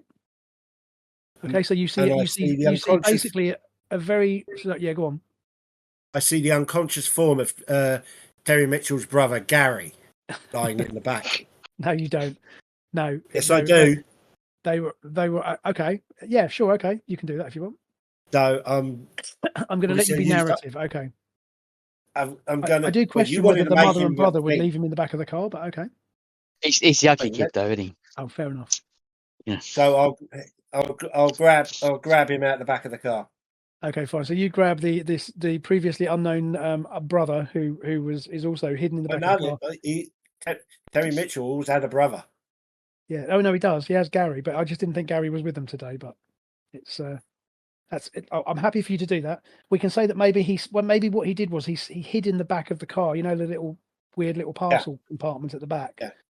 Because his mum and brother were going off on an adventure to the city, and he wanted to come along, and they didn't know he was in the car. There's a subframe and a metal top, so he'd be in the boot. Yeah. Can I? Who is Terry Mitchell? Simon Geezer. Do you want to explain, Mike? He's a character. He's a character I made up for another game. Imagine, basically, have you seen The Long Good Friday? Bob Hoskins. No. That was out in the 80s as well. Yeah, he's basically sort of like a London, not a gangster, but he's like an East End heavy. Yeah, he has the ability to deflect energy. His skin is like diamond. Crystals. Yeah. Okay, all right, I like it. Nice. Fair enough. He's also got a brother called Gary Mitchell, who's a talented psionic. Yeah, works in the Navy as a helmsman. I thought his brother was Phil Mitchell. No. There you go. Damn it, you saw through Mike's complicated disguise there. I just threw it in as a little Easter egg for Mike because it occurred to me it'd be funny if it was Terry Mitchell in the car with his mum, who'd then grow up to become a superhero later. So that's fine. You pull the brother out of the car. As I say, and you kind of get him to safety. He's obviously unconscious, but so do you want to move yourself back out of the way? Just to, and we'll use this counter here. So you sort of drop him down here. He's fine. He's just inhaled a bit of smoke and he's unconscious, but he's going to be fine. So, See, look at you being the hero saving the innocent civilians. Mother comes back. Oh my god, Gary, what the hell were you doing in the car? I didn't know you were in there, love. Oh my god. It's a Metro. How could you not notice me in the boot? Terry, don't tell your father about this. God, it's turning into EastEnders, isn't it? What was that? I said about his father. Yeah, let's not go there. Okay, fine. So you've recovered the civilian, moved him away from the car. Right, Kevin, you're going to take a shot at her again. So do you want to just so again your weapon class you said was 3, didn't you? Yep. Your no, missed. Okay, yeah, you nine. miss. Nine. Yeah. Yeah, you miss. Captain Sonar sort of goes, "What the bloody hell was that?" As this energy blast goes sort of shooting, comes out of thin air and goes shooting past you. I guess you just assume it's probably from. I just give this hippie a withering look. Well, you would if you could see him, but unfortunately, he's still intangible at the moment. Oh yeah, of course. Sorry. And you Anglo-Saxons all look the same to me, so I'm just. The good news is, however, that he probably just thinks it was another one of these guys on the rooftop shooting. So you probably got away with that one. Is there anything else you want to do, Kev? Because that only would take up, I think, one of your or two of your frames, wouldn't it? So I am going to. She's an elf. I'm going to kill her, so I'm going to cast my last action is 2 magic points to put a shield around her, a mystic shield. Is Kevin playing a different game to us? always. No, I think she's an elf, so I'm going to kill her, but I want to kill her because I hate elves. So sorry, why do you think she's an elf? Because she looks inhuman. With this super armor, and look at it, and she's Yeah, her armor's you who turns into a dragon, but whatever. But she looks a bit funny with her armor. She looks a bit elven. Woman, this is what we're looking at. Yeah, so it looks a bit funny. It looks a bit funny to me. She smells like an elf, so I'm going to do the mystic shield. So when I recharge, I can pump her with another. So I'm down on magic points. So bizarrely, so you put an energy shield around her. yeah, so I can kill her. Nobody else can. Okay, totally. That's my thinking. It's a roundabout way of saving her, but okay, it's fine. Captain Sonar, inside the magic field. You probably will be, yeah. Or certainly, is it a magic? What sort of magic field is it that you've got? Is it one specified person within 10 meters? Okay. So she gets -2 to any attacks. Fine. So you see that there's this you kind of almost sense that there's this. You've got sonar sense, haven't you, Captain Sonar? To be fair, I'll pump another 2 magic points, and then both of them can have a -1. Okay. All right. So your sonar sense is going off, because again, obviously your sonar sense it's sound derived, and you get this feeling. You're not quite sure what this is, but you know that there's some sort of a barrier being placed around you. You don't know the source of it because again you can't see this this character, but at the moment it's not hostile. Again, you just get this impression your kind of inherent sense tells you that there's something being placed around you. So obviously it will become clear next time if it's still there that this is actually protecting you rather than being an attack. So right, so Kevin, so that you're done, I take it. So Mike's acted. So Kevin, you're now you're basically at the roof. So you're going to come out onto the roof. Now the good news for you is these guys have all acted. Yep. So basically, you've got this. You kind of come out onto the roof, and as you saw from the picture before, essentially, I'll just flick back to that image just quickly for you. So these guys all kind of look. They're wearing clearly what seem to be sort of military, military type uniforms, but Fidel Castro and his brothers. Is there consistency between the uniforms, or does it look like these guys have all put on their camo from the army surplus store?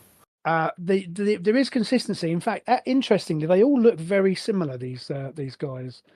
One would almost say they were all related because they all look exactly. We're in a Star Wars universe. Look exactly the same. Right. Okay. Okay. As I burst out onto the roof, I will say in an authoritative voice, by order of the British government, stand down and identify yourselves, or prepare to be neutralized. Right, perfect. So if you want to place yourself where you want to be, because you've got obviously you've certainly got some movement you can do if you want. Yeah, I won't. Let's just say about there. Okay, so basically this guy here, you notice, seems to be. You would almost think he's in charge because he seems to have been holding back from the others. Okay. And as he sort of turns and he gestures to these four, who then they can't move because they've used up their actions. Actually, no, they can move because they used an action to fire. So, no, they can't because it was two-handed weapon set. Okay, forget that. So I'll allow it if it drives the story, mate. They can no, move. it's fine. But basically, well, all he's doing is he's telling them to. He gestures at them to obviously engage with me, engage with you, but they can't actually do anything this round. They just move. They clearly move to encircle you. Okay, and they're aiming at me. They're raising their weapons. Now you've still got actions that you can take if you wish to do a bit of battering. I'm really cool with that. Clobbering time, I guess. It's clobbering time. Can we see this all from the street? You're getting a sense of it because obviously this is only quite a low building. You certainly, what you do see is you see that these because again you saw these previously. You had all these guys, at the edge of the roof shooting. You notice now that this side, these guys have all disappeared from view. You just see that they've just gone. Now, in this case, they did not pop into thin air. There wasn't a flash of light, and they didn't disappear. But they're clearly being distracted by something. So you can see these three are still up here, and these guys have sort of moved. And I can't see the main guy in the middle. No, I'd like to think that my voice carried as well, so you heard what was being. I definitely heard you, mate. Yeah, if I didn't hear you, Captain Sonar definitely heard you. Thanks. Yeah, Captain Sonar definitely. So Captain Sonar is definitely aware that you are on the roof engaging with these fools. Okay. And the others may not have been aware, but he certainly is aware of. He's certainly aware of you in general, but he's also aware that you're up on the roof and you're engaging with them. So. Okay. Right, cool. Okay. So. Let's have a little look and see how you go about bashing. Let's do some bashing because I think it's about time, isn't it? It's about time.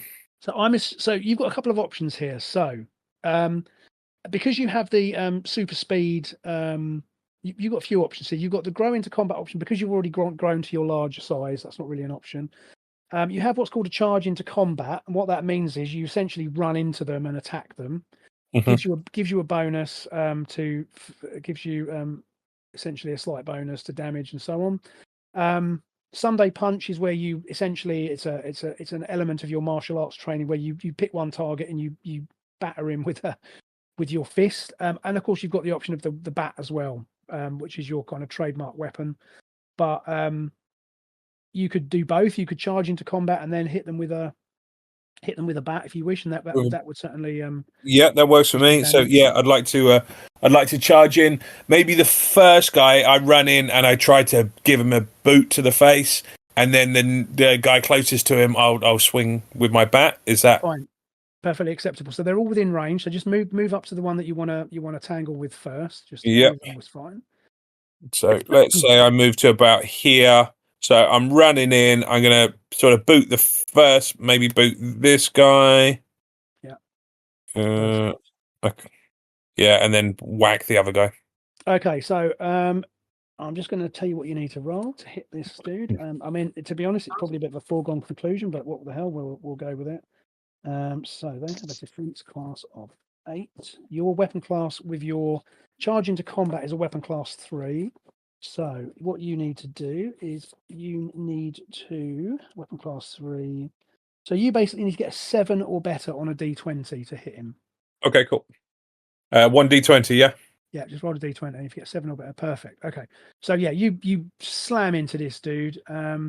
Now, the way that mooks work in this game, you don't need to make a roll because any super-powered person who essentially hits one of these guys is good enough to take him out of the fight. Okay, cool. So you run into this guy, and he, interestingly, as soon as you as I say, you run into him, you basically slam into him, and let's not forget you kind of move like a blur because you've got super speed. So you kind of you speed up and go and run into him. Yep. And as soon as you make contact with him, he kind of obviously feels the impact, but then he again just disappears from view. There's a right, okay. light, and he just disappears. Okay. So you're momentarily confused, but then you've now got. If you want to then take a slam with your bat at this guy next to you. Mm-hmm. So same again. Weapon class is 4 this time. So I think that means that you're going to need to roll a 6 or better. 6 or better. Okay. Hit him. So you're better with your bat, basically. Yeah, perfect. So again, I tell you, is it this guy here on the right that you're going to slap? Yes. Right. So you whack him, and once again, the bat makes a satisfying thwung because it hits him. But again, rather than him falling to the ground as he sort of begins to sprawl, he just vanishes. Again, flash of light, paff, gone. So you're left up on the roof. You've taken out 2 of these guys. Those of you on the street below, again, will have seen this flash of light happen again. It's not clear to you what this is, but as I say, it's quite visible. Right, okay. Now, Captain Sonar, you held a couple of frames in advance, didn't you? I remember. Yeah. Okay. Your kind of sonar sense, for want of a better word, is essentially warning you. You get the feeling that this police car, is about to explode. You can feel the vibrations coming from. There's like a build up of energy in this car as it's and you can tell that this thing's about to blow. So if you want, you can get the hell out of the way, because when it goes up, it's going to cause some damage to you. I mean, it's not likely to be fatal, but again, you just get this very strong impression that this thing's about to go up. All right, can I? I guess I wouldn't know, right? So can I activate my personal force shield? Absolutely, yeah. I was going to say you've got a personal force shield. So bearing in mind, obviously, first of all, we know that Kevin has given you has put some sort of protection around you. But you can certainly activate your own, because you again, your sonar sense is telling you that this thing is going to go off, and you've learned to trust your your sense in these cases. So yeah, the quickest thing you can do is all you have to do is you activate it. You don't think about it, or you think about it, you just activate it. Presumably you've got a button on your belt or something. Yeah, I just sort of think it, and it happens with my suit. It sort of emanates from my body. Perfect. So you use your 2, because as it says on your sheet there, it takes 1 action to create, but that's fine. You've got an action. That's 2 frames together as an action. So you simply activate your force shield, and as the force shield goes up, the car, so just literally in the split, in the nick of time, the police car goes boom, and obviously the engine has just the engine has caught fire and it goes up. So what this will do is it will. Let me have a little look here. Police car explodes, doing 4d6. Those cops are definitely dead now. Yeah, exactly. But they were dead before, so don't feel bad. They were dead. They were clearly dead before. At least that's what you put in your report. Exactly. Yeah. Oh, you lucky! I mean, I just let the criminal escape, so it's what they would have done. Okay, so that goes off. It basically does 4d6. So it does. So it does 8 points of hits to kill, but your force shield absorbs that quite happily, I believe. So you absorb 4d6, and it absorbs 4d6. So actually, yeah, your force shield essentially absorbs all of that damage. And the -1 from the other force shield. Yeah, but basically, you don't need to roll for that. Because you've got that force shield up, it absorbs everything. So you kind of put yourself, you kind of throw, without wishing to be, hell, it's the 1980s. You can be politically correct. You sort of grab onto this woman, instinctively, and then this car goes boom. I'm in between her and the police car blowing up. Exactly, and the energy sort of washes over you, but you don't take any damage because you've, like I said, you've got your shield up in time. And so what's left of the car is now a burning wreck, and your kind of force shield is, sort of crackles a bit with the energy, but obviously it's, once you realise that it's that the car's gone up, and you're both fine, and she kind of again relaxes somewhat, because obviously she wasn't aware this was going to happen, and she kind of grasps your forearms in like almost like a gesture of friendship. And meanwhile, you can hear car alarms going off in the next street where this, thing has gone off. Luckily, your guy up here, he wasn't injured.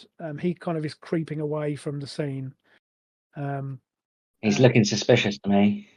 Yeah, well, he's certainly taken his opportunity to leg it, given that given that he was locked in a police car. But who can blame him? I'm gonna have to get one of those etch a sketches later and try and find out who he is. Yeah, perfect.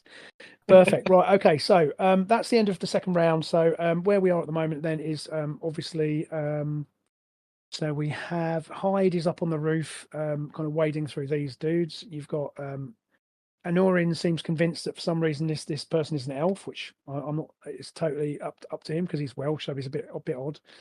Captain Sonar's just protected her from the explosion, and 10cc, you've rescued the child. Now, again, given what happened to that last car, it's probably a good idea because it may have been that the next one, the Mini, might go up as well at some point. But right, lovely. So round 3. So somebody want to roll a d6 for me again? So we're going to the third round. D10, isn't it? Sorry, D10. Yeah, I'll get that right one time. Yeah, D10. So you got an 8. I'll go again. So I got a 4. So you take the higher. So you guys win. And you get 2 frames. So you guys get to go first this time, and you get 2 frames to act, and then the other side will go. So going in dexterity order. So that will be Jason. Jason, I think you're first. So what would you like to do? So firstly I use my personal force shield. Is that done now? You can just How does that disable it, or work? you can keep it up if you like. I'm not sure. I'll have a look. How long does it stay? I'll tell you in a second. Let me just have a look at the rule for cybernetics. I mean, I'm assuming it doesn't take any points to maintain, but I think basically when the damage is, I think what happens is when the damage is used up, then the shield will drop, but then you can reactivate it. So because your shield has it absorbed all that damage, the shield drops, but then this turn you can reactivate it if you wish to do so. Okay, cool. And then I just was it goes curious. back up to its full level of 4d6. Yeah. So it says Okay, the 4d6. Yeah, all right. never. Actually, hold on a minute. That's even better. Hold on a second. It says this absorbs first 4d6 point of damage. Oh, okay. So it's actually that's interesting. So basically, the force field is never destroyed, but what it does is it will lose its potency, because what it does is it takes the first 4d6 points of damage from any attack. So every time you get attacked, the first 4d6 of damage is absorbed by the shield. Other damage may get through that force field, but the force field is still in place. So you can basically keep it up. You can essentially It's keep still activated now, and if I got attacked again, now. Yeah, that's fine. So you can keep it up. Okay. Given I'm in the middle of the road, can I see down the road that fabulous looking Wimpy's Cafe that is open? You can do, yeah. Okay, so because I've got this, take you for a cup of tea, aren't you? Yeah, I've got this rapport going with her, and we've got this connection. I can sense it. So I'm going to gently just escort her to 2 frames of movement towards the Wimpy Cafe. So 10 meters. If you're going to, do that. Head that way. So yeah, take her down that way if you want to move down and take her. So yeah, head in that direction. 2, 4. Just 6, you don't have to 8, just eyeball it. You don't have to be exact. Eyeball it around here. We got to about the Mini. Oh dear! So you're heading right towards our astral friend. Of course, you don't know it. Yeah, but I can't see him. I'm going to the cafe. The other good thing is as well that you're actually these guys are gonna have a more restricted field of fire as well. Did you say arsehole friend? I didn't say that. I said astral friend, but Oh, okay. I couldn't possibly comment. If the caps fits. Okay, so yeah, fine. So you're trying to get her out of the field of battle, and you definitely are getting the impression that this is not a person who is the problem here, if that makes sense. She's not acting at all like that she is a threat. I might have done the right. Do you think I would have gone to? I probably would just go straight for the cafe. What's that? I just wonder whether I would have tried to make the angle more acute on the attackers, or no. I'm not a soldier, so I'm going to the cafe. Yeah, you're going to the cafe, and again, you're absolutely right there. You've built up a bit of a rapport with her, and as I say, you definitely you're convinced, that she's not the threat here. This is long before Tinder, so this is how you used to do it in the 80s. Exactly. This is how you picked up women in the 80s. Yeah, you can't do it in the workplace nowadays. No. You could have shouted out "tits out" for the lads. That works. I knew someone that did that, and he married her. Okay. Anyway, that's something that well, That's another story. he's a gurney, so it doesn't count. Okay, so right, Kevin. So you're next up. So these guys are coming right towards you, basically. Yep. Yeah, looking completely non-threatening. I'm going to follow them because I've got one magic point left. Okay, fine. So you just stick with them, but because they don't know you're Yeah. there unless you act. So they're not gonna know you're So there. astral projection. Can I project as they're walking? Project myself into the suit to look at her face. I mean, I don't see why not, because essentially you can just Just to go. I'm double checking the you ears, can. basically. You're sneaking point a in pig. ear. Yeah, just to make Yeah, sure that I've made a fool she's of not an myself, elf. and she's definitely an elf.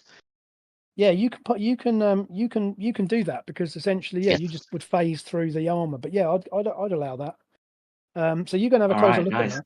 So have we established that you can look through people's clothing? Is that what we're That's saying? basically what we've established. He's sneaking a pig. Sweet. I mean, he's essentially he's in an astral form. So I don't. So I mean, That's my campaign sorted. You could certainly do that. Big Tom. Have a peep under the armor. So we'll keep it like, PG. But what?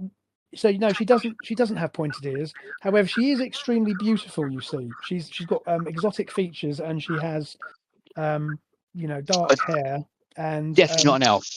but definitely no pointed ears. But she is definitely very beautiful underneath the armor. I mean, you can see that she's quite obviously kind of shaken by all of this that's going on. But yeah, I mean, you're convinced she's not an elf because you in your head know what an elf looks like, and this does not look like an elf. Right. And so at which point I'm going to then zip back to my body and wake up and just sit in the cafe.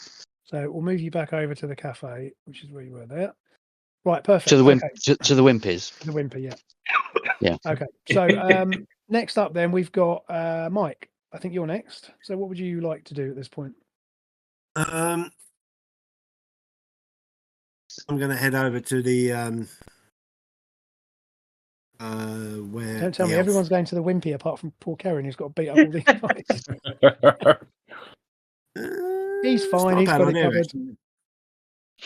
No, I'm gonna go over to friends over here. Okay. So you go over. Okay, fine. Yeah, perfect. So what do you want to talk? Do you want to interact with them at all, or? I'll just make sure to sort of like he's all right and Okay. whatever. Is there any chance that I guess there's a chance that you two might recognise each other, you and Captain Sonar here, because you both have some military connection. Well, I can tell he's a man of military bearing. That's all. And he is a scientist, but he is associated with the Royal Navy. But he's one of them boffin types, is he? Yeah, he is a bit of a boffin, yeah, that's fair.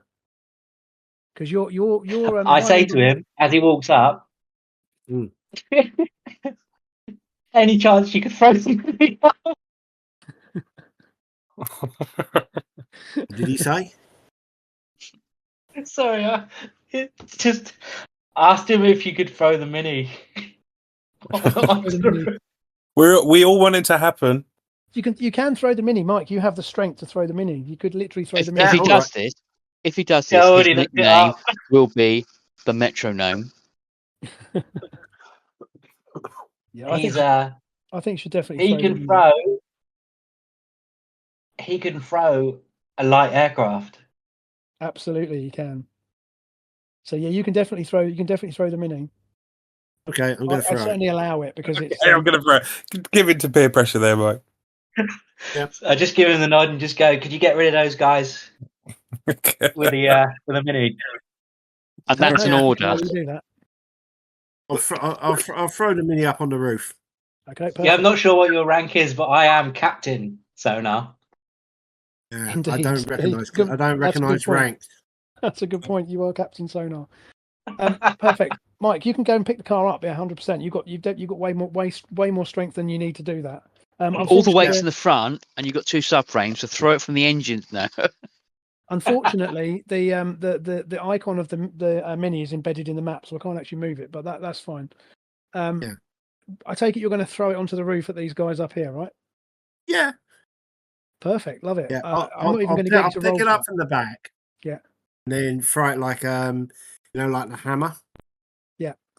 I'll sort of like pick it up and sort of like do a couple of twirls and then throw it. Perfect. Okay, so you throw the mini. These guys up on the roof are they're just watching this thing come towards. I throw these up. So Hyde, you're over on the other side squaring up with these guys, and all of a sudden this honking great mini comes flying out of nowhere and essentially splats these three guys here. Okay, and they all disappear in a flash of light. The mini kind of collapses into a heap on the roof here. This guy looks at that, turns around, looks at that, turns back and looks at you, and he touches his wrist. You clearly see him bring his hand up to his wrist and touch his wrist, and he just disappears. And then these two, exactly the same. They basically. Oh, for fuck's sake! Thanks a lot, Mike. That's the power of a mini for you. It's brilliant. I love it. I love the fact. I use it as a weapon. I mean, it is a club, isn't it? Clubman. Very good. a mini clubman. So Steve, I won't get a chance to test my theory now, but I was suspicious that the main guy had some sort of duplicity. Was he duplicating himself, considering they all look the same? Is that why they disappeared in a flash of light? Let's put it this way. There's something definitely fishy going on, because as you got a closer look at them, they all seem to be copies of the same guy. They literally looked identical. Yeah. It's unsure because they acted independently. So in other words, it wasn't as if they were projections of him, because he was standing back. They were taking independent action. Yep. So whether it was some sort of camouflage or whether it was some sort of disguise, you don't know. But okay. As I say, they all basically look like the same dude. Right. So you kind of, as you say, you kind of look at this burning mini that's now on the roof. And obviously at this point, of course, just in time for having done all of the hard stuff, these vehicles begin. Basically, you hear these sirens approaching, and down on the street below, then this vehicle pulls up. A couple of vehicles pull up. So this armored car basically comes rumbling up the street, and you see those of you down on the street see on the side of it has the logo of DICE, and DICE, which I will have, which basically is a multinational peacekeeping force essentially. It's DICE stands for the Department of Intelligence and Counter-Espionage. And these are basically a group of highly trained agents whose role is to protect the populace from all sorts of unusual threats, whether they be super-powered threats or supernatural threats. And they have a broad kind of remit. They're basically active in places all over the world. It's essentially this is S.H.I.E.L.D. in the Golden Heroes universe. And as you are, you sort of watch, and these a couple of smaller, similarly logoed vehicles kind of come pairing down the street, and these agents all kind of jump out of these vehicles, and they're carrying obviously quite advanced firearms, and the last guy to get out of the armored car is a tough, wily old guy wearing a kind of dark blue, which is typical of the DICE uniform, like a dark blue jumpsuit, and he's got like a salt and pepper beard, and he's clearly older than most of the rest of the agents, but he's clearly in command of these guys, and as his people are sort of making the perimeter secure. So this is the guy here in this image here, cool. And so he's clearly directing things. Say that again, Jace. It's all right. It's just me. Sorry. Okay. Right. So he's clearly directing things, and he sort of comes striding over to you two because you two are the most obvious, and obviously you've got her here, and he's flanked by a couple of agents, and he sort of comes over to you and goes, I recognize you two. What the hell's going on here? Who is this? And he points at the armored figure. It's my friend. And what We're just going down to we're just going around the corner to get a Wimpy brunch. A wimpy brunch, you say? Yeah. You're obviously some kind I of just looked it up. comedian. That's a real item on the menu in the 1980s. I've just looked it up. Cost 36p or something. What, sorry? Cost like 36 pence. He says, well, he says, do you have any idea who I am, son?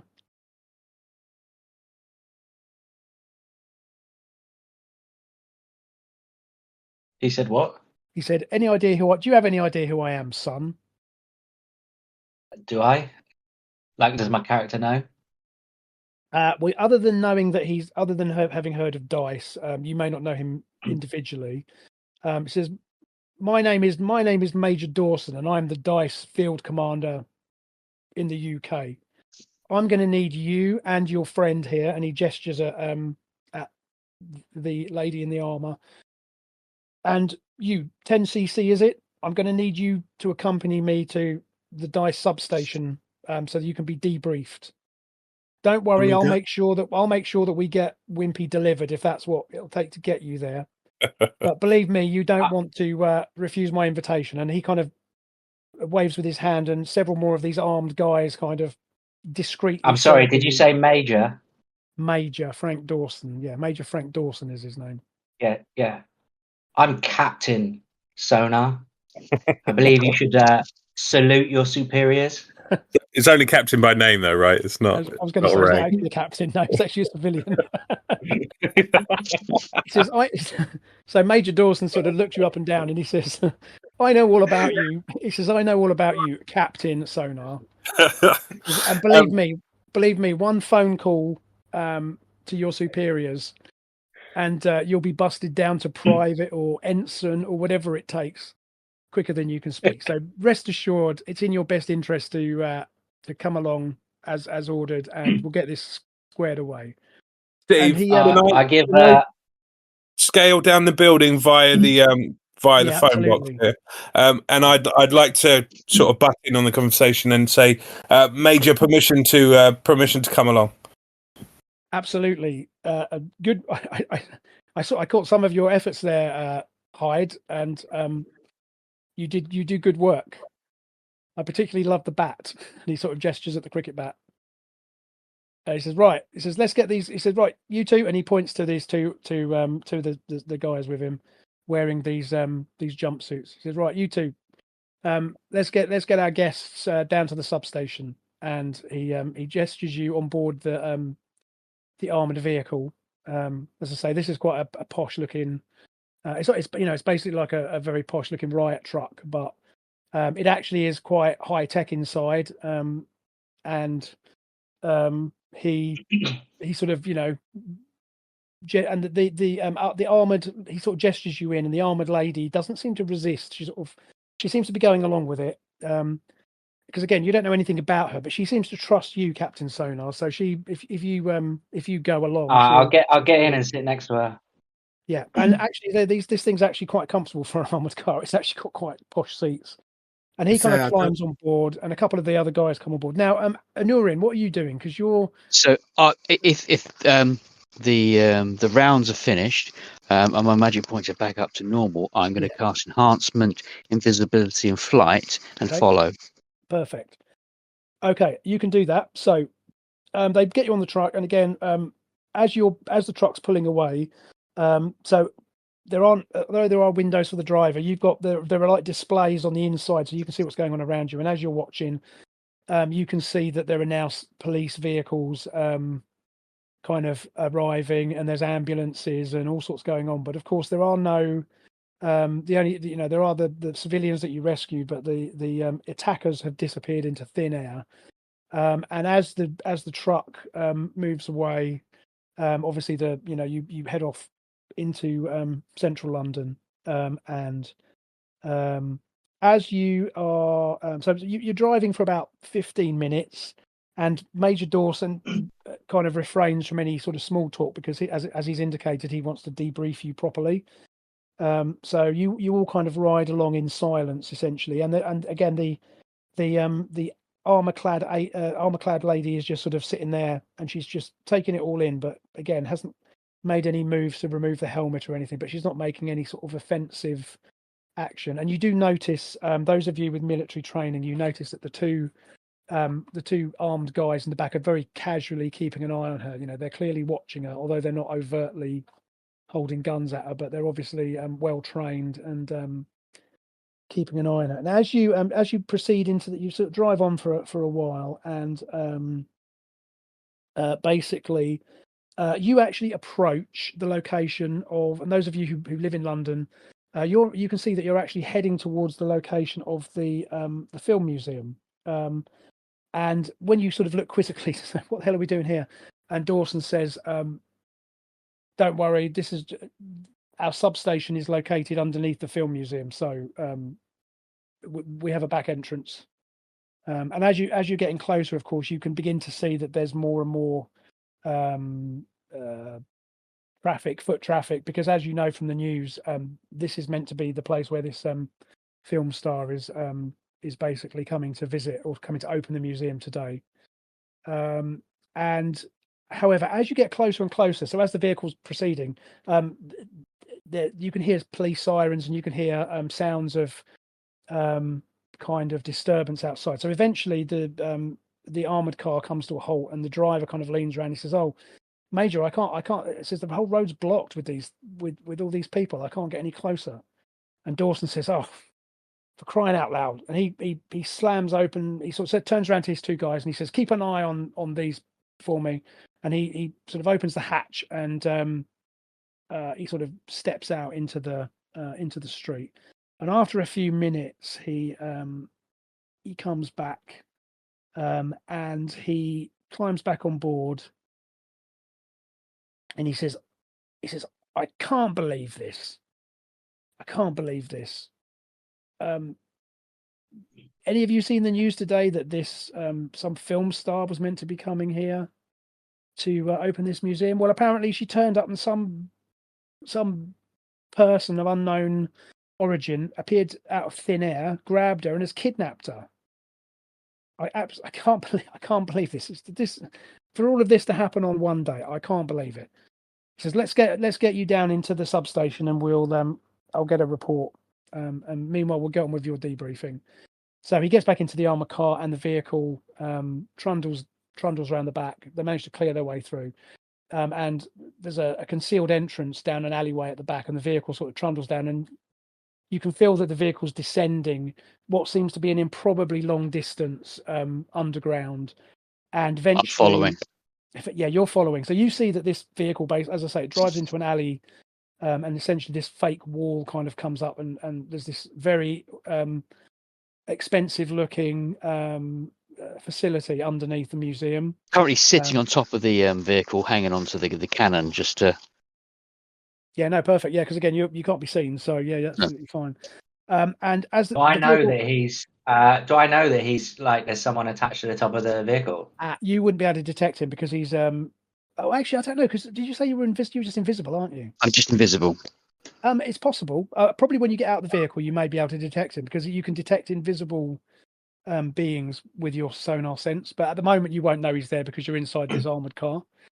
So anyway, the vehicle comes down to a halt, and as you come out, Major Dawson sort of, says, "Okay, follow me," and he takes you out. And as you enter this kind of large subterranean garage, and it's got there are several of these armored cars parked up, and you can see that there are also a couple of helicopters, and there are numerous like civilian cars, as well as some liveried with the DICE logo as well.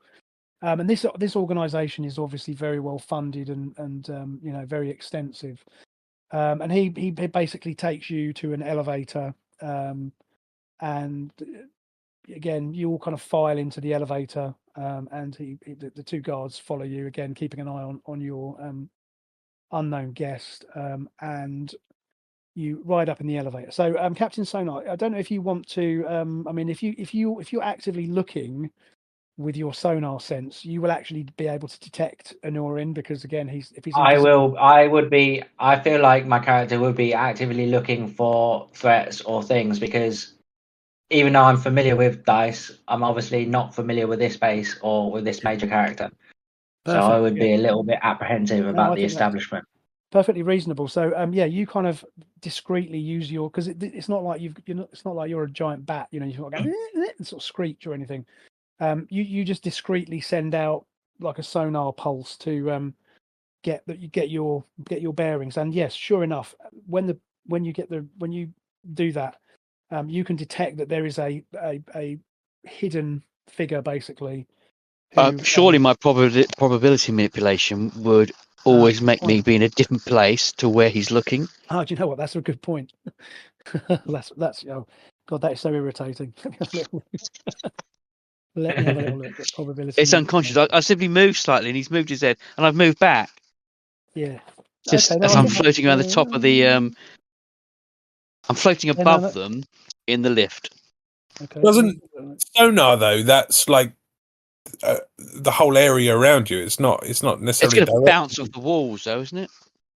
It's going to be. Well, basically, because it's basically what I think I will interpret it as here, is that you get a sense that there is something there, but you can't. As he says, every time you every time you kind of get a pulse, it seems as if something's interfered with it, or if so, you definitely get the feeling that there's something there, but you can't pin down what it is. But it definitely makes you on edge, because you're not getting a clean report back. You're not able to say, oh yeah, there's a guy, there's an invisible guy there, but there's definitely something there, and you kind of puts you on edge. But again, because of his luck, it just means that he just happens to be, turning a certain way, or is in the wrong place at the wrong time, so that you don't get I'm literally standing behind him as he's moving around. Yeah, essentially. But basically, there's something there, but it's up to you whether you want to voice that. Spider sense. Yeah. No, I'm not. I'm just. I'm gonna subtly pretend that I don't know anything. Cool. So, right, Steve, on the ride over, my serum has worn off, so I've shrunken down to normal size. Okay. So my suit is obviously hanging off of me, and I'm now dragging along a giant-sized cricket bat. Obviously, the others in the vehicle, out of politeness, neglect to mention this. But yeah, nobody says a word. He's quite weedy, isn't he? He's quite weedy. Yeah. So got to save up for the expanding spandex clothes. Maybe one of the guards says to you, "Would you like me to carry that for you, son? I'll take the bat off you." Someone's going to ask him if he needs some more Weetabix. Yeah. Should we get you a glass of milk? But okay, fine. Right. So I think what we're going to do is we're going to leave it at that point, because now that you're in the dice substation, that's going to move us on to our next scene. So, great. So yeah, excellent. How did we think that went? Did everyone? What are your thoughts on the first session? Then? Yep. A nice little start there, Steve. That was good. Good. That's good. Excellent. Cool. Well, if no one else has any other questions, then I think we'll call it there. So we shall reconvene in 3 weeks' time, and hopefully Sarah Jane will be with us at that point. So in the meantime, I will get the recording sorted and I'll upload it onto YouTube as usual. For exposition, because there is a link between the claws, I would have cast invisibility on her as well. Perfect. Yeah, so that both of us are there. Yep. Just for exposition to make. Otherwise, you just ping into. It makes it slightly easier. No problem. Does she have weird improbability stuff as well? No, she doesn't. No. She's got a bow and arrow. Got bow and arrow. Yeah. All right. So there's an ominous presence and a bow and arrow. Yeah, a bow and arrow person. Exactly. So she was with me and Wimpy, sitting next to me to make sure my astral projected body, the normal host, wasn't damaged. There you go. And then I would just kind of invisibility and follow you. Have you just sort of unofficially made her your sidekick. Is that what you've just done?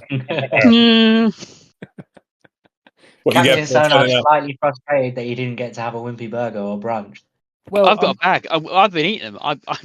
I got some. I don't know whether you didn't. Yeah. I'm sure Major Dawson can oblige if you insist. It'd be more than happy to get you a takeaway. Of course, there was no Deliveroo in those days, so we'd have to send one of his soldiers out to go and get one for you. But I'm sure he'd do that. Is he cold? Yeah. Well, Wimpy was always cold though, so it makes no difference. Yeah. Listen, guys, thanks very much for that. That was great fun. I enjoyed that. It's really good to be playing Golden Heroes. So it's a big favourite of mine. And we'll carry on next time. So if there's nothing else, I'll say good night to you and thanks for your time. And I'll speak to you next time.